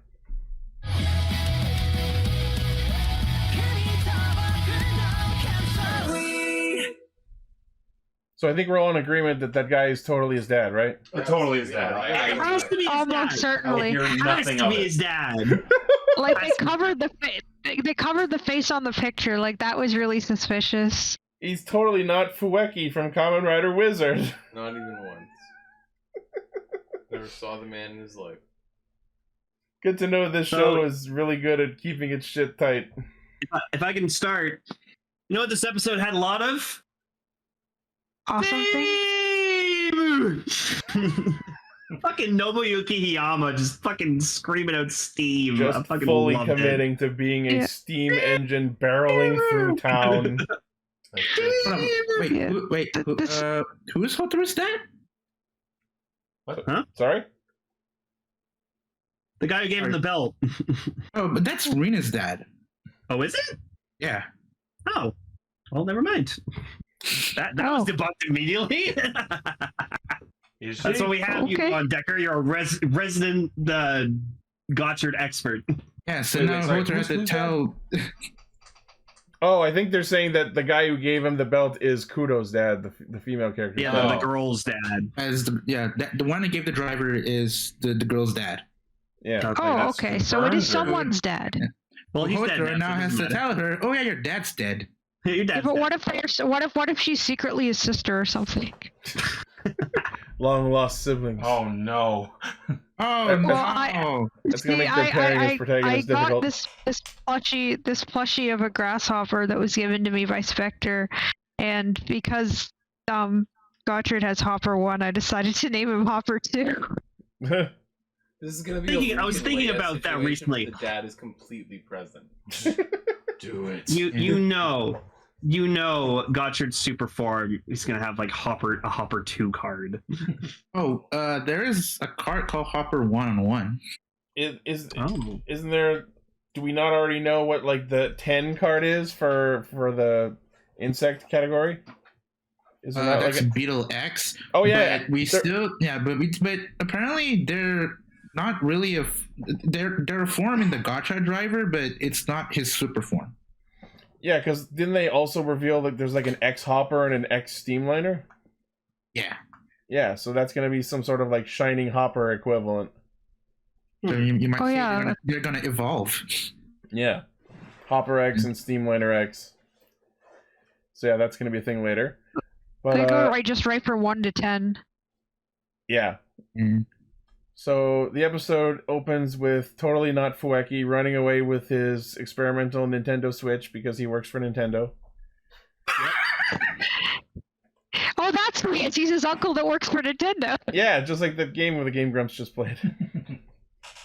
People ask, where's Switch 2? Because Switch 2 was just fucking running away from 3 witches. I actually saw a story that there is some sort of like secret preview conference going on for the Switch 2. So we might be seeing it soon, actually. Switch 2, now with 4 hours of battery life. No, the joke is it'll be called the Switch, because it'll be SWIITCH. I can almost imagine that actually being true. Clotho was Nozomi from Amazons. I knew she looked kind of familiar. Interesting. So let's talk about this. What happened? It's the chick that kicks ass. Yeah. So this looks to be one of those series that we get every now and then where the belt itself is actually the crux of the plot and is an actual MacGuffin that is important and fought over in some capacity. It is the One Ring. I like that. The gentleman who has it describes it as the key to life, death, and hope, and the 3 evil stepsisters describe it as the key to the door of darkness. Cool. Yeah, so, and I was just like, is this Kingdom Hearts? So this is Pokemon, Yu-Gi-Oh!, Card Captors, and Kingdom Hearts all in one show, and Kamen Rider Blade the Second. Oh well, this show is stealing things hard. Yeah, that was the big takeaway from the end of this. Yeah, what is it with ancient Egypt and cards? I just fucking love the gumption with which this man getting chased by these 3 women, and then he turns around and goes, "Back off! I have trading cards!" And then just summons them like Pokemon. They're lit. He just like throws. He throws like a pillar of ants at them. Yeah, Ant Trooper. There is no 2 ways around this.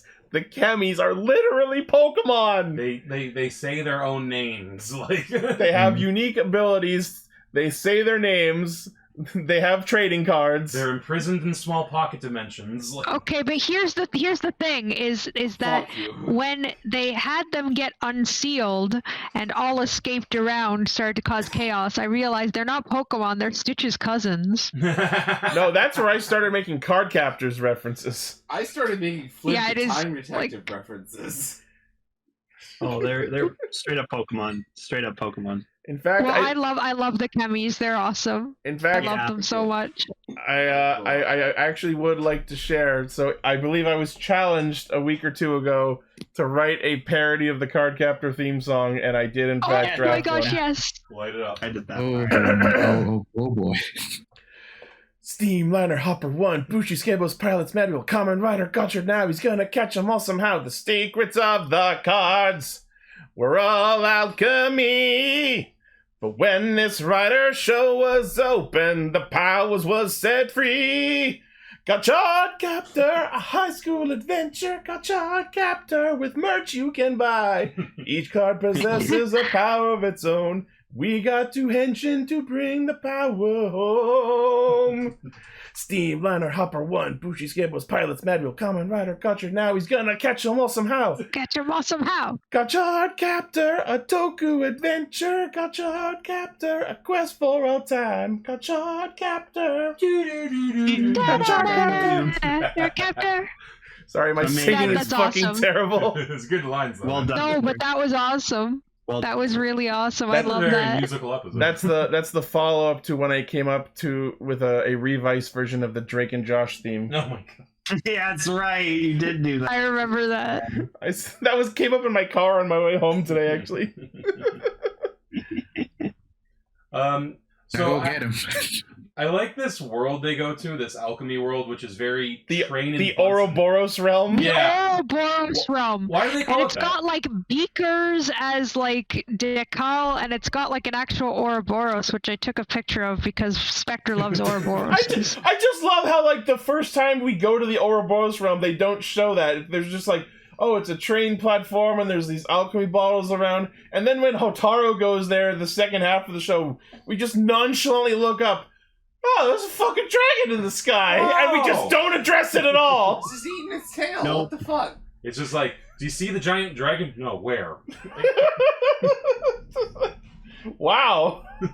That's it's a some fucked up serpent. shit. It's a serpent eating its tail because it's an Ouroboros. That's what It's an Ouroboros Ouroboros. is. But yeah, so basically the old man gets away from the three sisters chasing him, and then summons Hopper 1 and Steamliner to find the one chosen to wield their power. And the only thing I came up with in my head watching that scene was, find him, my ultra rares, go! Fly! Here's why of all the ones that he could send, did he send the literal giant train that would like shoot, be a giant train and like make tracks around and run people over and be a giant train? I just love it. It's like, it's time for the collection to find their collector! Oh, dear. And then we cut to our protagonist, Hotaru Ichinose, helping with his family shop. And he's making a delicious looking bento. Yeah, creating really weird food combos. He makes gotcha. Gotcha. A cucumber hamburg steak with yuzu pepper mayo. Which sounds really good to me, but it's just a little bit spicy. Would you count that as an SSR? Spicy! It was funny too. It's a gotcha joke. Never mind. So this is I think why we all thought that his dad would be that character, was like, because there's a picture of him as a child, his mom, and they just happen to cut out the dad's face. The scans has like a small synopsis on his dad, which is just, oh, he's just traveling in the world. But why would they make a point? Probably not plot relevant. Probably not. Here's the thing that made me think that he's not his dad is like he meets him and he doesn't recognize him, but then it's like that photo was taken years prior, so Yeah. you know It's up out there Jing freaks in it. it's up in the air. It could literally be it could like just be a Full Metal Alchemist. His dad is Hohenheim. Oh God. Oh my god! And I know there's a joke, but what if his dad is decayed? Oh God. Decade's his dad. I'd love that. Fuck. Decade? So this is interesting, and it applies to something later. I don't know. I'm sorry. The whole gotcha thing is his personality. Yeah, he doesn't know what he wants in life, and he's just trying different things till he can find the thing that just like gives him that rush, that experience, And that gotcha. Yeah, and he's the one who names the driver too. Like he calls it the Gotchard driver. He calls himself Kamen Rider Gotchard. I think that's cool. Yeah. Oh my god, he's me. And I just realized that's probably why he's the chosen one, because he's got the gotcha spirit. Yeah. He's going to pull out. He'll spend money just to get an ultra rare. They copied that shit from Gene. Gene did that first. Like Riku, like the main character for Gene, was like, "We're gonna call this the Gene Riser. I'm gonna call myself Ultraman Gene." So. I mean, technically, before both of those, we had Cure Blossom naming herself. Cool. It's not a thing these series do very often, so it's always refreshing to see. But it's when they do always it. cool, yeah. Yeah. I really like it, especially when there's like a reason behind it, like that it's something that's important to them. I noticed he did make a Precure reference though. When he Yeah, the first jump mentions where and I was jumps. like, I could jump so high. Yeah, Yep. I was like, I jumped so high. That was like Precure reference. Even I picked up on that. Yeah. I don't know if it actually was a reference, but that was I thought instantaneously. It was just it was just me that moment like that Once Upon a Time in Hollywood meme where just like Leonardo DiCaprio's in the chair. Whoop. Like, Just considering how much other stuff this is ripping off, I wouldn't be surprised if that wasn't meant to be from Precure. Let's see. Pokemon, Yu-Gi-Oh, Card Captors, Precure. What are we missing? Yeah. We gotta catch Full all Metal the Alchemist. We gotta catch all the references.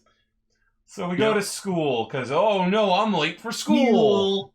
All he was missing was a piece of toast in his mouth. Yeah, he didn't have the skateboard under his toast. arm. And then we meet his teacher Minato, and the entire fucking show, I will never be able to get over how much he looks like Laser. Oh yeah, he's emo Laser. This was just me.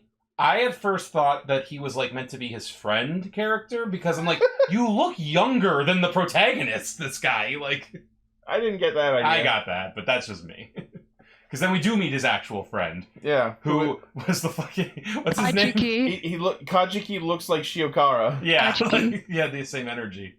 I really like Kajiki. I like that we have a cryptid chasing. Yeah, he's character. like a cult loving. Paranoid monster freak lover. I think he's gonna be. I hope that he gets in on it though. I really hope he becomes an alchemist too, and isn't just the sad like he's just missing it every time. He gets neuralized in this episode. Yeah, I feel like he's going to be like the Bulk and Skull kind of assignment where like he's gonna witness shit fairly often, but then it just gets immediately deleted. Yeah.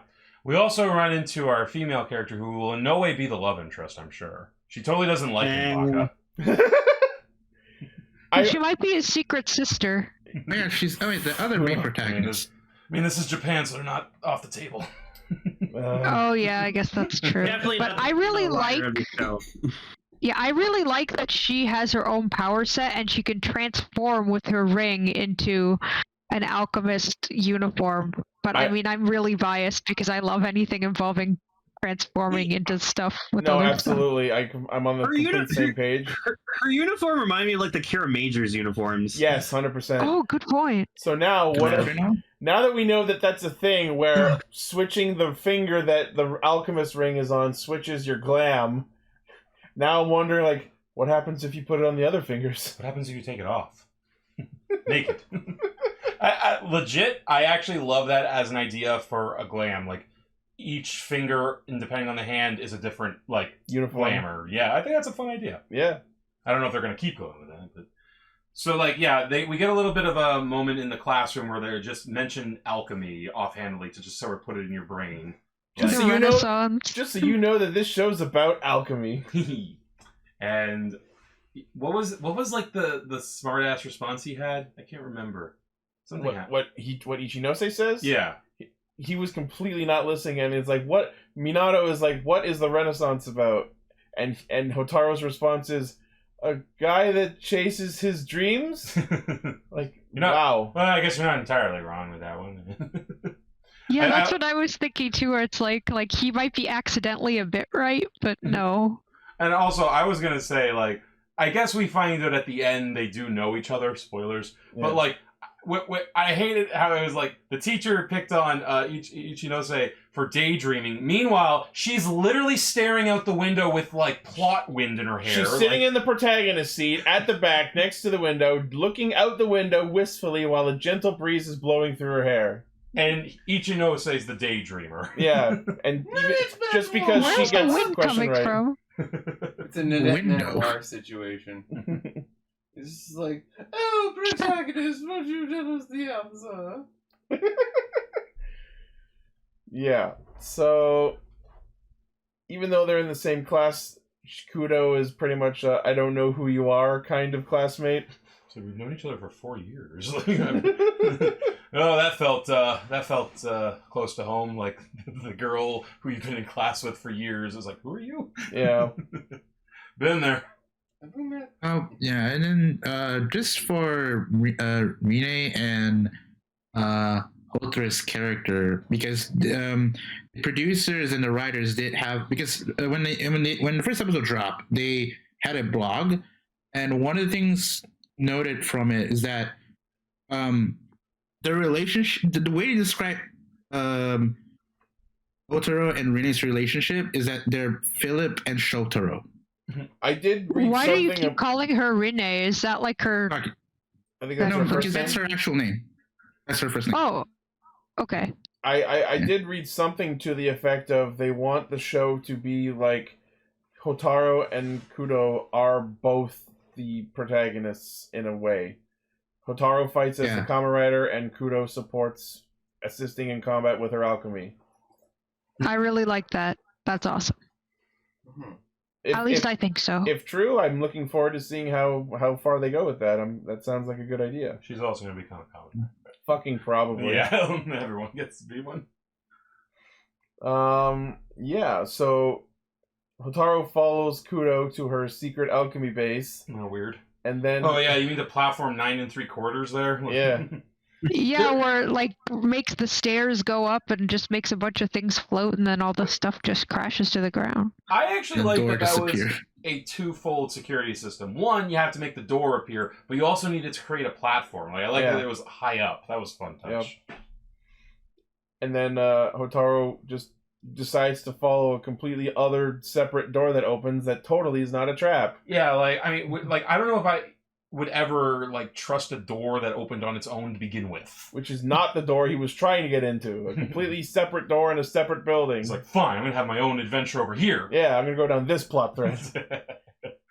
And then it turns out that it was a trap, kind of, but it was set by Grasshopper Pikachu. Yes. I like that, like, it was set up like, oh no, there's a monster. It's the scary monster, and he's gonna go gacha, gacha, gacha, gacha, and eat me. Oh no, I hope he doesn't eat me. Oh, it's just a cute boy. It's a cute hopper It is. boy. Exactly. It's a fun physical model too. Yeah. He's very cute. I like how he was gonna offer him some of his food. And that since Hopper 1 has located their protagonist, he gives off a signal, and thus starts the citywide crisis of the steam engine Giant freaking train just barreling through the subway and also the middle of a park where people are hanging out. And just like chasing Hotaru down. And I love that, like the detail of like the track being laid out before it. That was fun. Now I want to see Steamliner. Yeah. Deno. I was about to say I want to see the Steamliner fight the Denliner. Oh yeah, it did eat him, didn't it? Yep. There's a lot of something going on here. Steamliner was definitely my favorite character in this episode. I really like the part where like the announcer at the actual train station, like what's the friend's name again? Kajiki. Kajiki's like there, Kajiki. and the announcer's like, a steam train. It's a fucking steam engine. And he's like, he's like, ghost train. Oh, take a picture. Choo choo. It's your steam. Okay. I'll bring this up later, actually. There was one part where it became painfully evident that the effects budget was absolutely leaned more towards Kingohger than in this episode. Oh, quite a bit. And it was the part where Hotaru was on top of Steamliner, running towards the back of it to try and get away from smacking his face into the bridge that they were passing under. There was also, like, I think this speaks again to, they probably didn't have the budget to just do it again. Like, there was a real big inconsistency there, because, like, earlier we saw that the train track went over we saw it go over the actors just running. So okay, I guess it's not physical, and then it is. There was that one bit where it was about to hit Kajiki where the track went under him. Yeah. And it's like, my dude, get out of the way or you're gonna get fucking run over. Whatever, it doesn't really matter. It's Toku CG. They're not meant to be that good. Yeah. I think it's just after all that we've seen with Kingohger, we just got a little spoiled. Yeah, so Hotaru and Kudo run into each other again as he completely nonchalantly stuffs the Pokemon into his bag. Not fooling anyone. Right. Okay, I guess I'll ask this now. So I guess this is a world where Kamen Riders haven't happened. Or because they're making a big deal. Monsters, Matt, what? Like, yeah, they also say like you are going to be the Kamen Rider. Yeah, there are previous shows where the term Kamen Rider is an established known thing. Like, Forze was an especially noted instance of that, where, like, being a Kamen Rider was a known, like, urban legend, and so he called himself Kamen Rider Forze. Mm-hmm. It's interesting. So yeah, good to know that this is one of those shows. Yeah. I'm picturing, too, like, that when they're telling the actor, okay, be very careful when you stuff this in the bag, because we don't want to break the legs. Like... Can we talk about the little girl? She was great. Can we not? Do we have to? So creepy. Okay, creepy. I guess we could talk about the villains here for a second. So yeah, the three sisters, the three fates, whatever the fuck they're called. We know that know. The little girl is named Atropos, and the one who turned into the monster is Clotho. So that would mean the other one is Laxes? I forget the third one's name. Lachesis? Lachesis, probably. Lachesis? However that's pronounced. Jesus? Jesus? Not Geets again. Yeah. Oh, hey, let's get out of here. Lachesis. Yeah. Okay. Like the fake. Yeah. So the train takes Hotaru to the Ouroboros world, and that's where he meets definitely not his father. Which I guess now we know he's not. Yeah. Again, unless they're siblings. Yeah. So he passes him the Nintendo Switch driver, and as he puts on the belt, he gets a flash of what would eventually become Kamen Rider Gotchard. So it's good to know that like this is one of those belts where when you put it on, the knowledge on how to use it gets downloaded into you, instead of him being one of those protagonists like, what do I do? What do I do? Because every new Kamen Rider is either one of those two things. Okay, so this is interesting because I wonder if this is going to be like a thing with the show where, like, yes, he's pure of heart and everything, but he just was given his powers basically, and he didn't even need to work at it. Will Rena, is that her name, Rena? Will Rena be a tad resentful of that? Especially if that's her dad. Could it be a thing where she was supposed to be the one to use it, but she got passed over? Maybe, like, you know, it could be the whole I trained for this. She does have the whole thing where she was given the title of alchemist since her childhood because all her family members are alchemists as well. Yeah, they made mention about how she has like an ancient family tradition to uphold, and that's why she doesn't fill out her career choice form. Yeah, because she doesn't. Her career's already chosen. Yeah. I feel like it'll be a situation of it was never promised to me, but to me, it's always I was in the running. Yeah. I was the lead person. Like, no one could tell me I wasn't, sort of thing. And then this fucking schmuck shows up. Yeah. To be fair, we don't even know how much she knew about what her dad was doing. So, we'll see. Like, it's only episode 1. Yeah. But again, it's just like, I hope they do something with that instead of it just being well, you're the protagonist, so you have all the powers. I think that would be great for their developing relationship over the course of the show, for it to start from a place of resentment. Yeah, but we also would know that she actually doesn't any ill will on him, because we do see in this episode where she saves him. She fights with him alongside him pretty well. But by the way, let's talk about her powers for a second. She uses her alchemy well. Like she gonna leave. She used Razor Leaf at one time. Yeah. Oh my god, it is Pokemon. Yeah. And then she turned a bunch of rubbles into paper kites. Yeah, that was fun. that was funny, cool. Actually, where they turned into a bunch of paper airplanes. It can she can transmute materials because she's an alchemist. It makes sense. Yep. You see, she got it on the glove on the hand. Is she the one that snaps her fingers and makes fire? Oh no, that's gonna be the other guy. That's gonna be the teacher. Yeah. He's got the Mustang energy. Yep. But yeah, so Fuga Akudo, thank you, Multi. Fuga fights the three fates. They literally burn him to death. Mm-hmm. He lets it happen because I have to pass on the powers to the protagonist, I guess. Oh yeah, that whole thing. And then he just dissolves, yeah. And then all of the Pokemon, I mean Cloud Cards, I mean Chemis, run wild across the city. It really is Lilo and wreaks Stitch fucking series. havoc.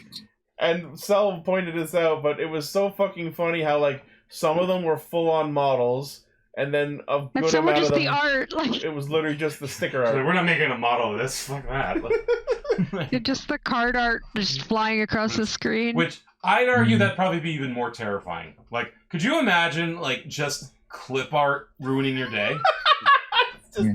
just being chased by it, yeah. Just boom. I see you're trying to live a peaceful life. Would you like some help stopping that? Oh my god, Clippy is as a Chemi.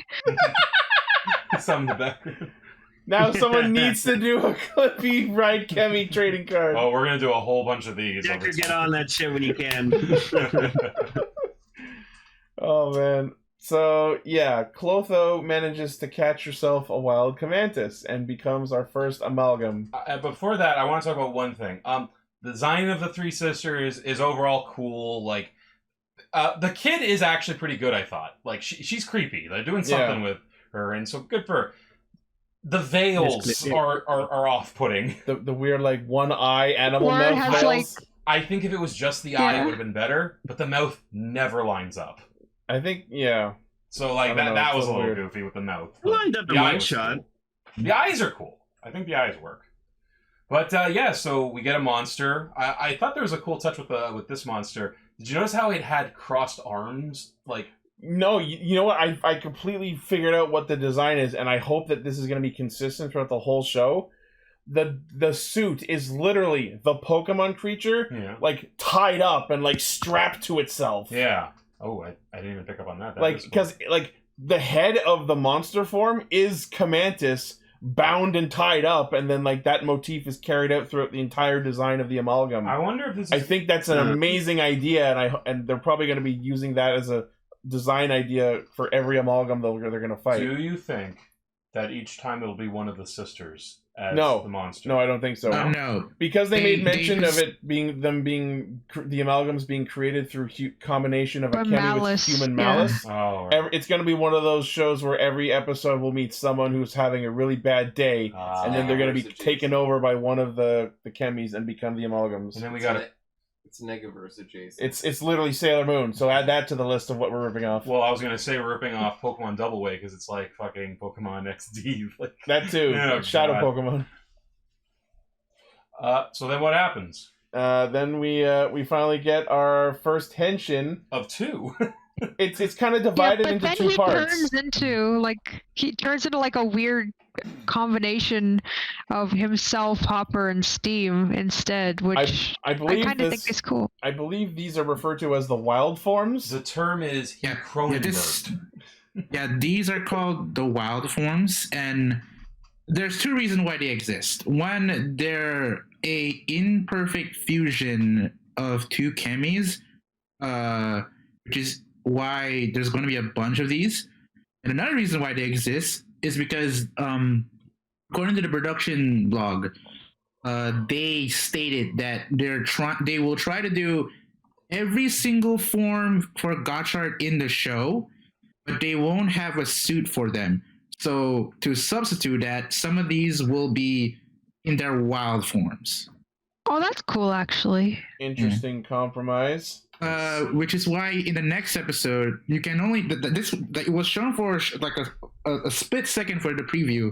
Next episode he's going to use Camantis and Odoripa, but we only see the wild form. Okay. Interesting. Yeah. So in exchange for some forms we're not getting, we're to put this in terms people who have seen previous shows will understand. Instead of full forms, we're getting just Revice remixes. One may call it equivalent exchange. I don't think I'd call it equivalent. I don't like these. I get it. Kill me. I get it. I just disagree. Yeah. So yes, we get our first henshin into Kamen Rider Gotchard Steam Hopper, and it's the wild form at first, and then he upgrades to the proper form.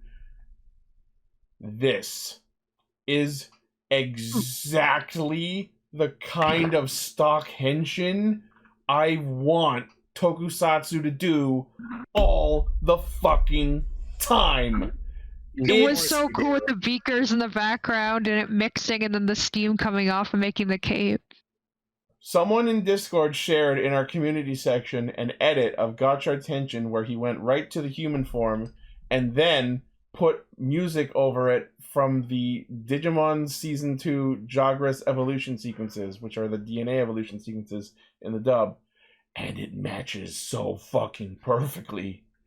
This is exactly what I want to see out of stock henshins from all tokusatsu. The animations, the backgrounds, just like the way the armor appears bit by bit, culminating in the head and then opening up to reveal the true face of the helmet. It's perfect. I hope we get this for every form Gotchard does all year. Please, this is what I want. I think they could because like the background itself is very like it's just the beakers and all that, right? Yeah. So all you need to do is add in the 2 like thing. I think they could do that. That'd be neat. Oh yeah, Lane, remember how you said that the rings are like something about like an alchemist, like a lab or something? What? I don't remember seeing that. You said something about the rings during the You said something about Gotchard's belt being like the rings that they use. I for was the just saying, like, the Gotchard belt rider is like, it's also like an alchemist ring, so it has also the ability to perform alchemy, just like on like a bigger scale, you know? Yeah, because apparently the way according to the blog again, the Gotchard driver is like a micro alchemy lab. Oh, it is. Well, that makes sense with the beakers and stuff. Yeah. Yeah. No, I completely understand. That's pretty consistent. Also, with Ichio, I'm sorry. You were like, I remember we talked about last week. We talked about like that little like claw that had the card in it, and you thought that's how they like captured the Kevis and the blank cards. But no, he just points a blank card and then it flies into it. I was like, literally just absorbed it. Like, Yeah. like something out of Jumanji. Like, No, it was literally just Kamen Rider Blade, only except of throwing it. Let's go! That's pretty good. You know what I was hoping, though? You know what I think would be the perfect culmination of that? If the paper was the background and the... Oh, that'd be fun. Right? No. The background's got to be like the default like Windows wallpaper with like the sky, like the green hills. That's good too. Now, obviously, we've seen this before, but you know, to see it proper, the transformation itself was pretty cool. Like, not just the henshin sequence. Like, I like the way like the build up, like of the armor, like glowing and shining, of it was steaming. Like, I love the fire in it. Like, it was really well. All the budget clearly went to that one part, and it was worth it, I think. Absolutely. So what do you guys think now that you've seen it full on in action? What do you guys think? I mean, I was always a fan of the Steam Hopper suit since the first time I saw it, and I think it translates to the show and action pretty fucking well. I fully enjoy the suit design. I think it's dope looking. I love it too. It's cool. It just like it bothers me that like the armor doesn't go fully around the body. So, I actually did have that moment where I saw the pants. I'm like, the pants look a little blank, but yeah, whatever. It's honestly just from the back. Yeah, and that's because it has to be able to have its animal form. Oh yeah, it needs to go then to the quadrupedal mode. Yeah. Well, no, Multi. I noticed that like when they do nice close-up shots. Because like they've always done that with Rider, where like they have like two different suits, like one that looks really, really like nicely painted and detailed for the close-up shots, and then they have like an action suit that they use. So you can tell when Gotchard's fighting that like the paint's not as chrome and it's like duller. So it's like if you ever watch like behind the scenes of like an action movie, like especially like a superhero movie, it's always this fun moment where someone has to come in to switch. Chris Evans' shield, because one is meant to be like the glory hero shots, the other one's meant to actually move. Yeah, you know. No. So it's just like it's so weird to think like off screen there's just like a rack. Like, yeah, I completely understand, and it wouldn't surprise me if that's going to be a consistent thing going forward, where when a form first shows up, it's as shiny as possible, and then actual combat less so. Yeah, like I mean, you know, you gotta make it look nice. It's television. It's also for preservation, because whenever they want to use it, they need to make sure it's in good condition. I would also I would assume that the the ones meant for hero shots are not all that maneuverable. Yeah, they're probably made of different material too. Like they don't want to like scrap. Like they probably tell you probably heavier. Hold still. Probably heavier too. Yeah, I'd probably even say there's probably a specific suit specifically for standing still. Oh yeah, like one that's meant to just don't move, just catch the light. This is for posing. Yeah. Yeah, for me, I love the suit. I love how shiny it is, and from the first episode, it seems like his entire body is made out of gas when he's without the armor. I think is very interesting. I'm going to guess that that's because this is a steam hopper form, that it being gaseous is a function of the form specifically. But I won't take it off the table that that's just an ability of Gotchard in general. We'll know pretty quickly. Turn into gas. We'll know pretty quickly if when he starts using other forms and if he still has that ability or not. That just proves to me though, just wow, Steam really is a cool visual flair. Oh like, yeah. Between this and like Caucasus Megazord, like Caucasus Megazord, like going like the steam engine on its chest. Oh yeah, like, which I have right here next to me. One thing I have to immediately criticize, though, and this is a minor thing, though, is, like, when he does his fever Hisatsu, it's completely fucking unnecessary that, like, as he closes in for the kick, he shifts back to Beast form, to use Beast Wars terminology, because I've been rewatching Beast Wars a lot, and then transforms back into human again to land the attack. I'm like, what the fuck was the point of that? Visual flares. According to Kaguya, official sources say Gotchard Driver literally vaporizes Hotaro and the chemis into base elements and mixes them together. So he is literally alchemizing himself. That's kind of awesome. That's really fucked up. Okay, that's kind of awesome, actually. So maybe him turning into smoke will be a consistent ability that's not based on single form. Goes into steam specifically. It boils him and vaporizes him. He doesn't combust him. It becomes this like super like philosophical existential moment where you realize, wait, am I the real one or am I just a copy? Am I just killing myself every time? What if this leads to a thing later on where it's like the more he uses his powers, the more his actual body breaks down? That'd be interesting. To tie this back to Kingohger. Maybe that's why the bad guys are like, this is a key to despair, because if you keep using it, you'll kill yourself. Going back to Kingohger for a split second here. Wow, this really was an existentialism like week, wasn't it? Yep. Yeah. So yeah, he names the belt the Gotchard Driver. He names himself Kamen Rider Gotchard. He turns into the wild form. He has the pre-cured jump bit. Then he finishes turning into the human form. And then immediately, the first bit of combat, we drop quality of the video footage and go to a GoPro shot. Oh yeah, that was weird. Yeah, maybe wait a little. I kind of like the dynamic action shots. So even in 2023, GoPro still has very, very bad quality. Ass quality. Like the shot was cool, but it looked like that scene in The Hobbit: Desolation of Smaug, where they're like just suddenly it's GoPro footage on the river. It's weird. For me, it's like, oh my god, I can't believe we're watching a 2000 or early 2000 Rider series. This is a thing Tokusatsu's been doing ever since Lupin Pado, where they've been using a GoPro shot pretty regularly. They like their GoPros. Yeah. Oh, it was also kind of funny because so he named himself. Yeah. Everything also already had a gotcha theme. Yeah. Which again, maybe that's why he was chosen. Could be. I don't know. But yeah, so we cue the theme song as the fight happens. We get to see him use the Gotcharge gun and its finisher, Gotchargic Buster. And then he finishes off Kamantis with the Fever Hisatsu, and then captures him straight up card captor Kamen Rider Blade style. So now he has 3 out of 101. Yeah. I will say so many left to go. I love when it goes like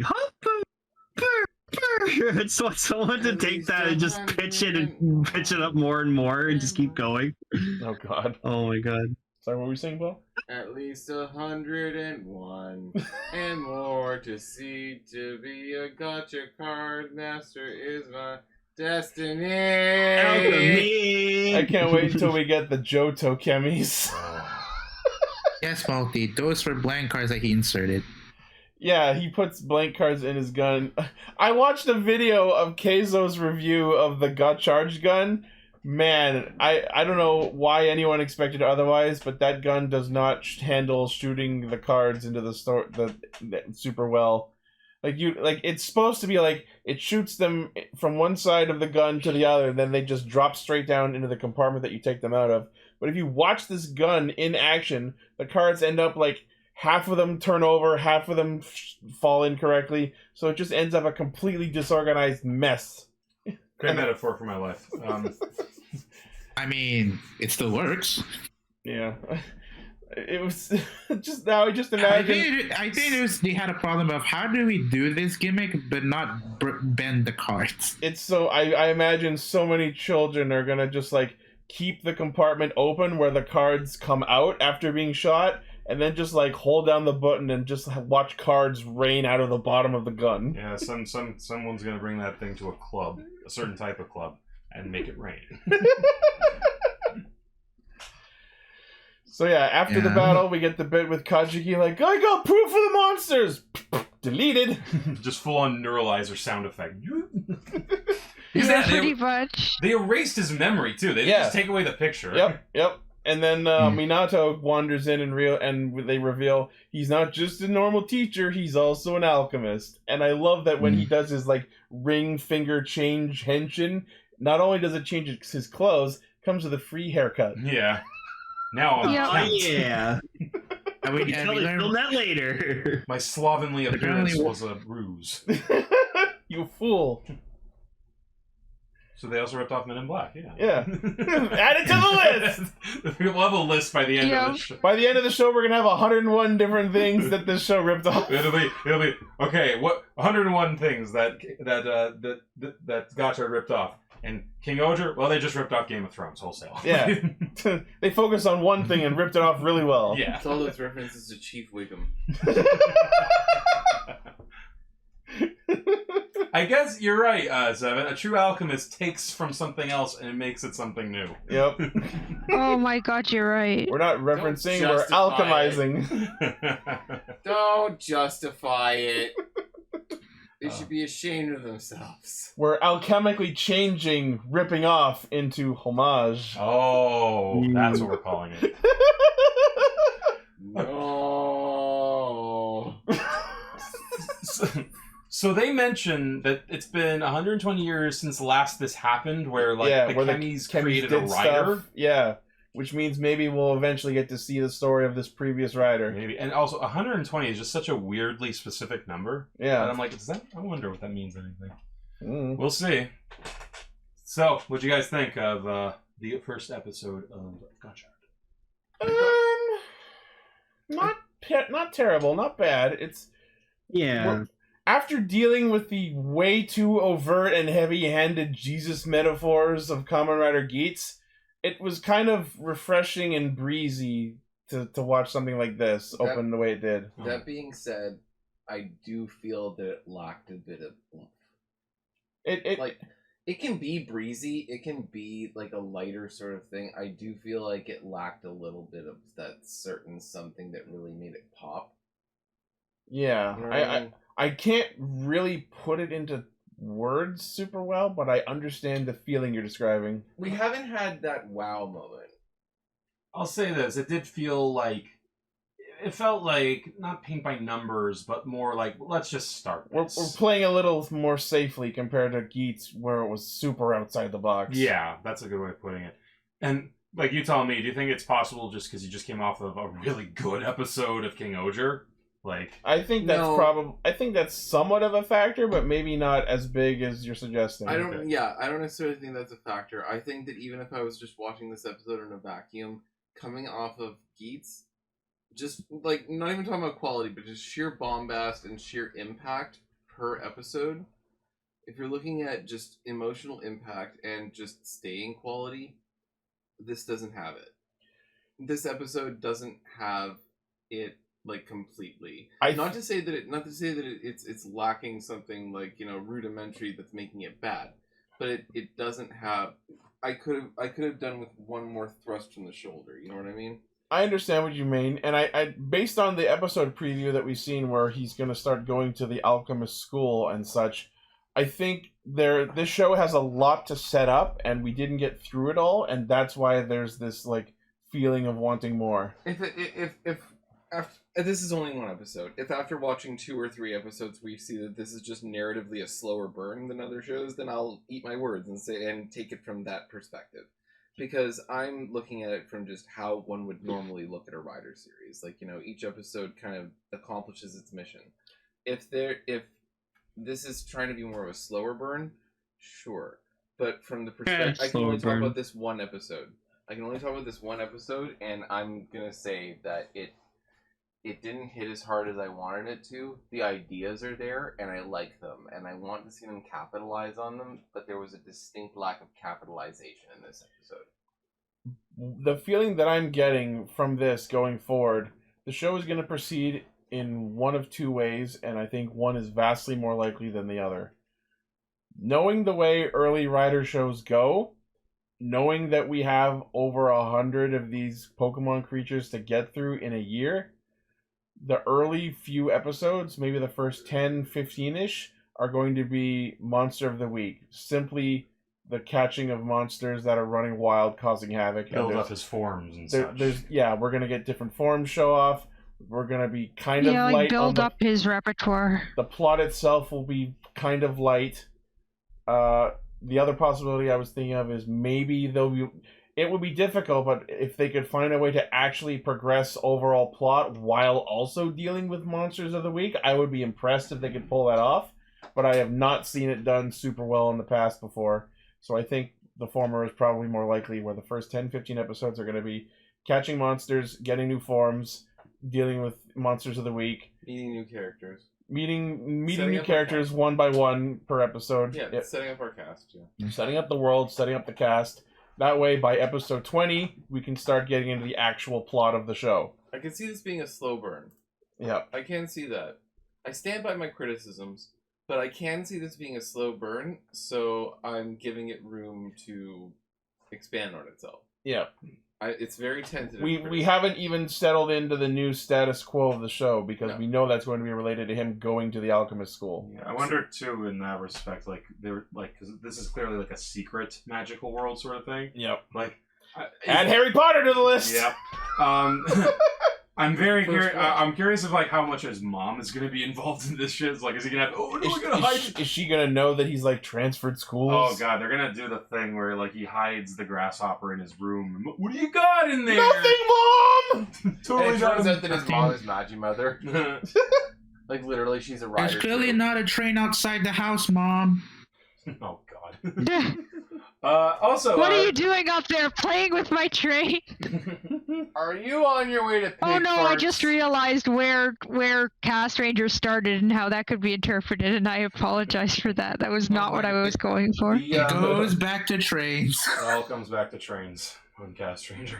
Bone liner. Old trains. I'll say this, just as a positive. I think I don't know his name, but the actor playing Ishinose, I thought he was really good. I think he has a good, like, innocent presence to him, you know? Yeah. Like I think he could be good protagonist material. He's like live action Luffy.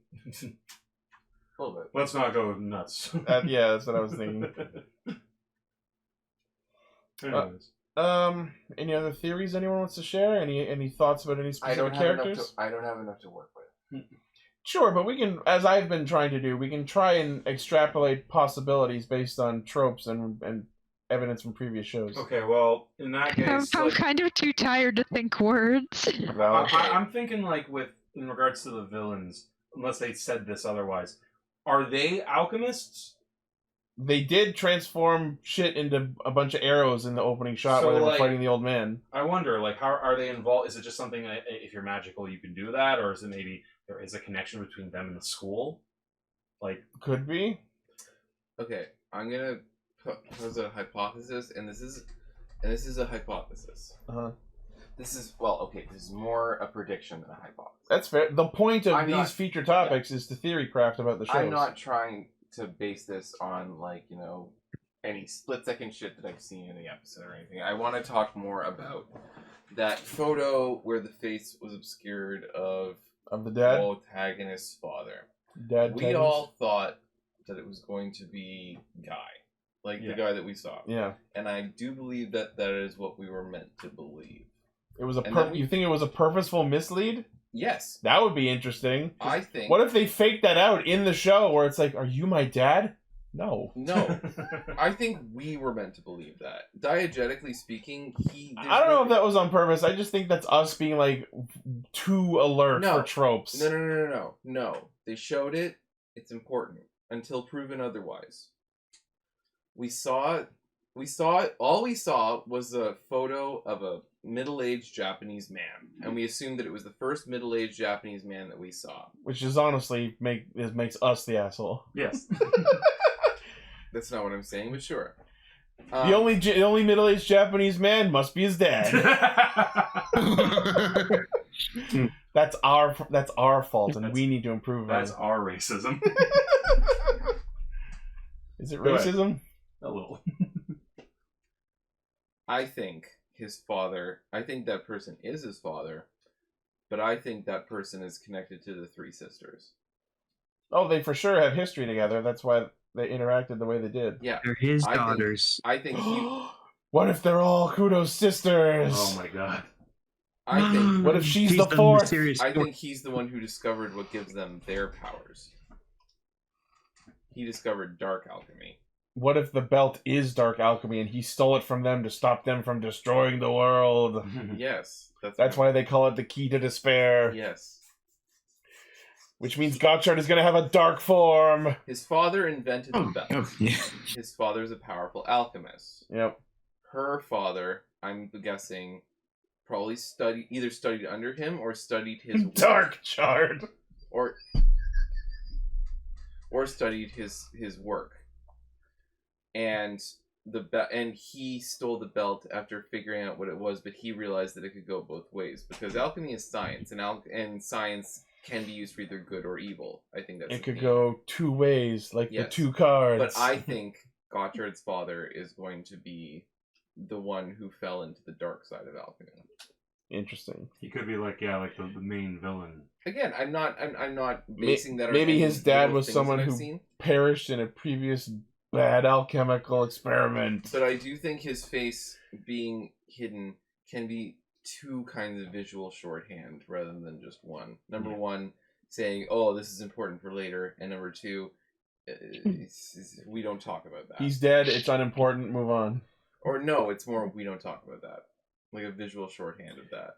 Well, there was no actual mention of his dad at any point. And here's the thing, it's possible. I'm just talking. And here's the thing too, like the fact is, there's a picture of the dad in the restaurant. Clearly, that is something. Yeah, like you like just because it's hidden from us doesn't mean it's hidden from him. that was hidden in the sense there was just a sign in the way. Yeah, from so framing. he knows what his dad looks like. Yeah, I'm more talking about non-diegetic visual shorthand. You know what I mean? No, yeah. But like, I mean, I'm assuming in universe, like they like whether or not maybe he's thought to be dead, but like they're clearly like mom and son still. Yeah. Like care about dad. If the pictures there, you know what I mean? Sure. I don't think that they know about it or anything. No, yeah. It's interesting. I just hope his dad isn't an evil rider because I'm done with that. That's been done. That's been done so many fucking times. Oh god, I hope the mom is the main villain. That'd be awesome. Oh my god. Like she pulls a hood over her face and starts talking like Witch Pandora. All of the villains are women this season. Let's do it. They are, even the mom. Wow. I would like to know like why they went with those three names for these two. Was it literally just we have three sisters, the Fates? Let's do it. Why not? Sure, why not? I was saying to you, it's either the Fates or the Gorgons, one of the two. It is. Those are the names of the Fates. Oh, they are? Okay. Atropos, Clothos, and Lachesis. Atropos, Clothos, and Alagocus. Put them together, what do you got? Doug Dimodocus. So yeah, the main villain of Kingohger. Yeah. I think unless anyone has anything else to say, that's yeah. I think we've shot our wad of spaghetti against every possible wall we can think of. It's only been 22 minutes. I love that. Guys. That's good. We'll see which wad of spaghetti sticks. I want to see if I'm right. That's not the only thing that's going to keep me watching this show, but I want to see if I'm right. Are you saying you wish to see if your formula is correct, like an alchemist? That was a stretch, but correct. Sure. Yes. Luffy. Oh well, just for me quickly. Sorry, I've been like talking too much. It's just like I don't know. Just like I watched this first episode, like it sucks that like I have to watch these like very early in the morning when I first wake up. So just like I'm not mentally all there yet. So I'm kind of just watching it and absorbing whatever I possibly can. It's okay. Like I just want to see what other riders we're gonna get. Like I know we have Valvarad and whatever the fuck he shows up, but I want to see more riders. Okay. Sorry, 1 second. My prediction now is going to be the girl. She's gonna be a rider. The friend's gonna be a rider. The teacher's gonna be a rider. I don't know about all of them. Not the friend. I don't know about Teach. With Kajiki, I foresee a situation like what's his name from Wizard, Shishin Pui Pui character, where Shunpei. Eventually, he will be let in to know what's happening and maybe assist in some like support role kind of function. But I don't. If he is ever a rider, it will be for a joke. Like maybe in a side special. He'll be in charge of the smartphone. He'll be in charge of the smartphone. Oh. Crack the code. That would be cool. Guy in the chair. Yeah, he's very mature. I'm SpongeBob. He's got the SpongeBob phone. I love that. It's fantastic. Yeah, he's got kind of Tamaki energy, which is sad because I wish so much better for Tamaki. We all did. Is that about it for that? Then? Any other closing thoughts or theories, Lane, Emily? It's he's cool. I don't know. I think I'm just still like kind of running off of Geets still because like I liked Geets' toy line and stuff. Like I said, I almost bought all of Gotchard's stuff and then I just kind of went, you know what? I'm just gonna take a back seat and just kind of enjoy the show, and maybe I'll get something when something else comes along the way. So, I did purchase the fantasy buckle, which is still going to be on its way eventually. But other than that, I'm fully ready to leave Geets behind and not think about it again until whatever movies come out. Damn. So you're turning your back. I mean, I left Geets behind a long time ago. Oh fuck! I still love that. I didn't really watch it. I still want to make my perfect racer core. So. All right, and Decker, yeah. Any other closing thoughts? Yeah. For me, okay. I'm already sold on this entire toy line. I'm getting all 101 cards. I'm getting all of them. Vicious. I already got 9 of them already, so I have there's no point in stopping. I got 9. I might as well get all 100 plus. The collector's mindset in a nutshell. Oh god. Yeah. I think the first episode is not bad. I also think that it has potential. And if there's one thing that was in my mind when I first watched it was, this is bringing in like early phase, like Heisei Phase 2 vibes. Which I think that's what they're going with. That's exactly the same thing we were talking about. Because Cell, when we were watching the episode, was like, I wonder if they're going to go to like a 2-part episode structure. And I'm like, please don't bring back Neo Heisei. I mean, yeah. I don't think they're going to do... I don't think they're going to do 2-parters. Because the next episode, you're already getting a new form and a new enemy. Yeah. I don't think it'll be 2-parters. I think it'll be they need 2 episodes to make their point. One thing I want to absolutely stress, though, as much as I don't want Neo Heisei to come back, we have to have way less riders than Geets did. Normally, I am a proud proponent of more riders, more riders, more riders. Geets took it way too fucking far. That's what I'm saying. I think we'll have a couple more, but so for this series, between 3 and 10 riders this time, please. I'm glad to report, Ichi, they state that there's not going to be a whole lot of riders into the show. Cool. Yeah, that's good. Because they've had too many riders lately. Yeah. Sorry that we keep cutting you off. Sorry. I think the show has potential. I'm fine that it's only taking a slow pace because I think Rider needs that right now. But yeah, I'm really looking forward to this show. I hope that they just don't mess up the story like Saber. Don't remind me. Saber literally went one way, then it went to another, and went to another, and to another, and it's like, where the fuck are you going? At least Trio of Deep Sin was good. Yeah, but do you want to consider a show good after the show is done? Yeah, I'm looking forward to Gotchard, and I'm getting the cards. I like the cards. I like the suits. I'm looking forward to what it can afford, what it's going to offer. I'm looking forward to what the show can bring. Yeah. Well, in Gotchard related information, we've talked about this plenty before, but we recently heard back from our Toku toy dealer, our buddy from It Came From Japan, and it sounds like we will be able to get our Phase 0 and Phase 1 Ride Chemi trading card boxes and have them in time for us to be able to stream our opening, not this weekend that this episode is airing, but the next weekend. So probably it looks like the 16th of September is when we are going to do that, and it will be a live stream that we do. Let's go! We'll be unboxing a full booster box of Phase 0 and Phase 1. Hell yeah. Yeah. Yeah, so hopefully everyone will be able to join us. We're going to hammer out plans and figure out an exact time to do that. And then we will make sure to post it as an event in the Discord. So anyone listening, whether you're part of the Discord or not yet, you have a week to join us and get in on that. Yeah.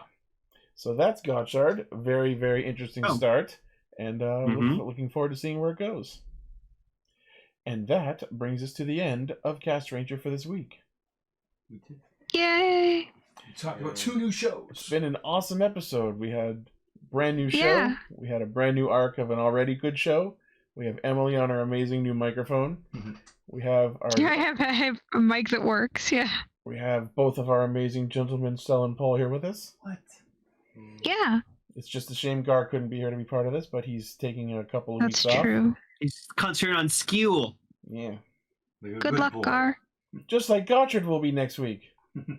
Oh my god. You gotta go Gonna back. be relatable for him. Back to school again.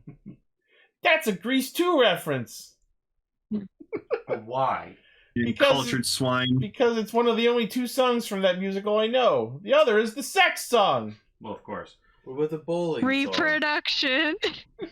I actually do quote let's bowl, rock and let's bowl, let's rock and roll quite a bit. I fucking love that name.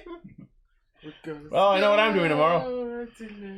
Alright, well, thank you all once again for listening, watching, liking, favoriting, sharing, subscribing, hitting the bell, and being awesome. As usual, the primary source of our hijinks is castranger.podbean.com. From there, you can find our Facebook, Twitter, Discord, Patreon, merch store, all of our cool shit.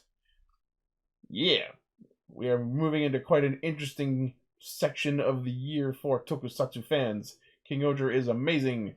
Gotchard, great potential. Looking forward to seeing where we go from here. And I'm glad that we are getting further and further away from Dawn Brothers. No. We need more Dawn Brothers. No more. What's next week, Ichi? Yes, let me pull up our schedule and see what is Jikai Radio Sentai Castranger. Oh, it's a shame Gar's not going to be here for this because apparently our featured topic for next week is High School Heroes, Episode 4. Appropriate, since Gotchard is also high school. Yay.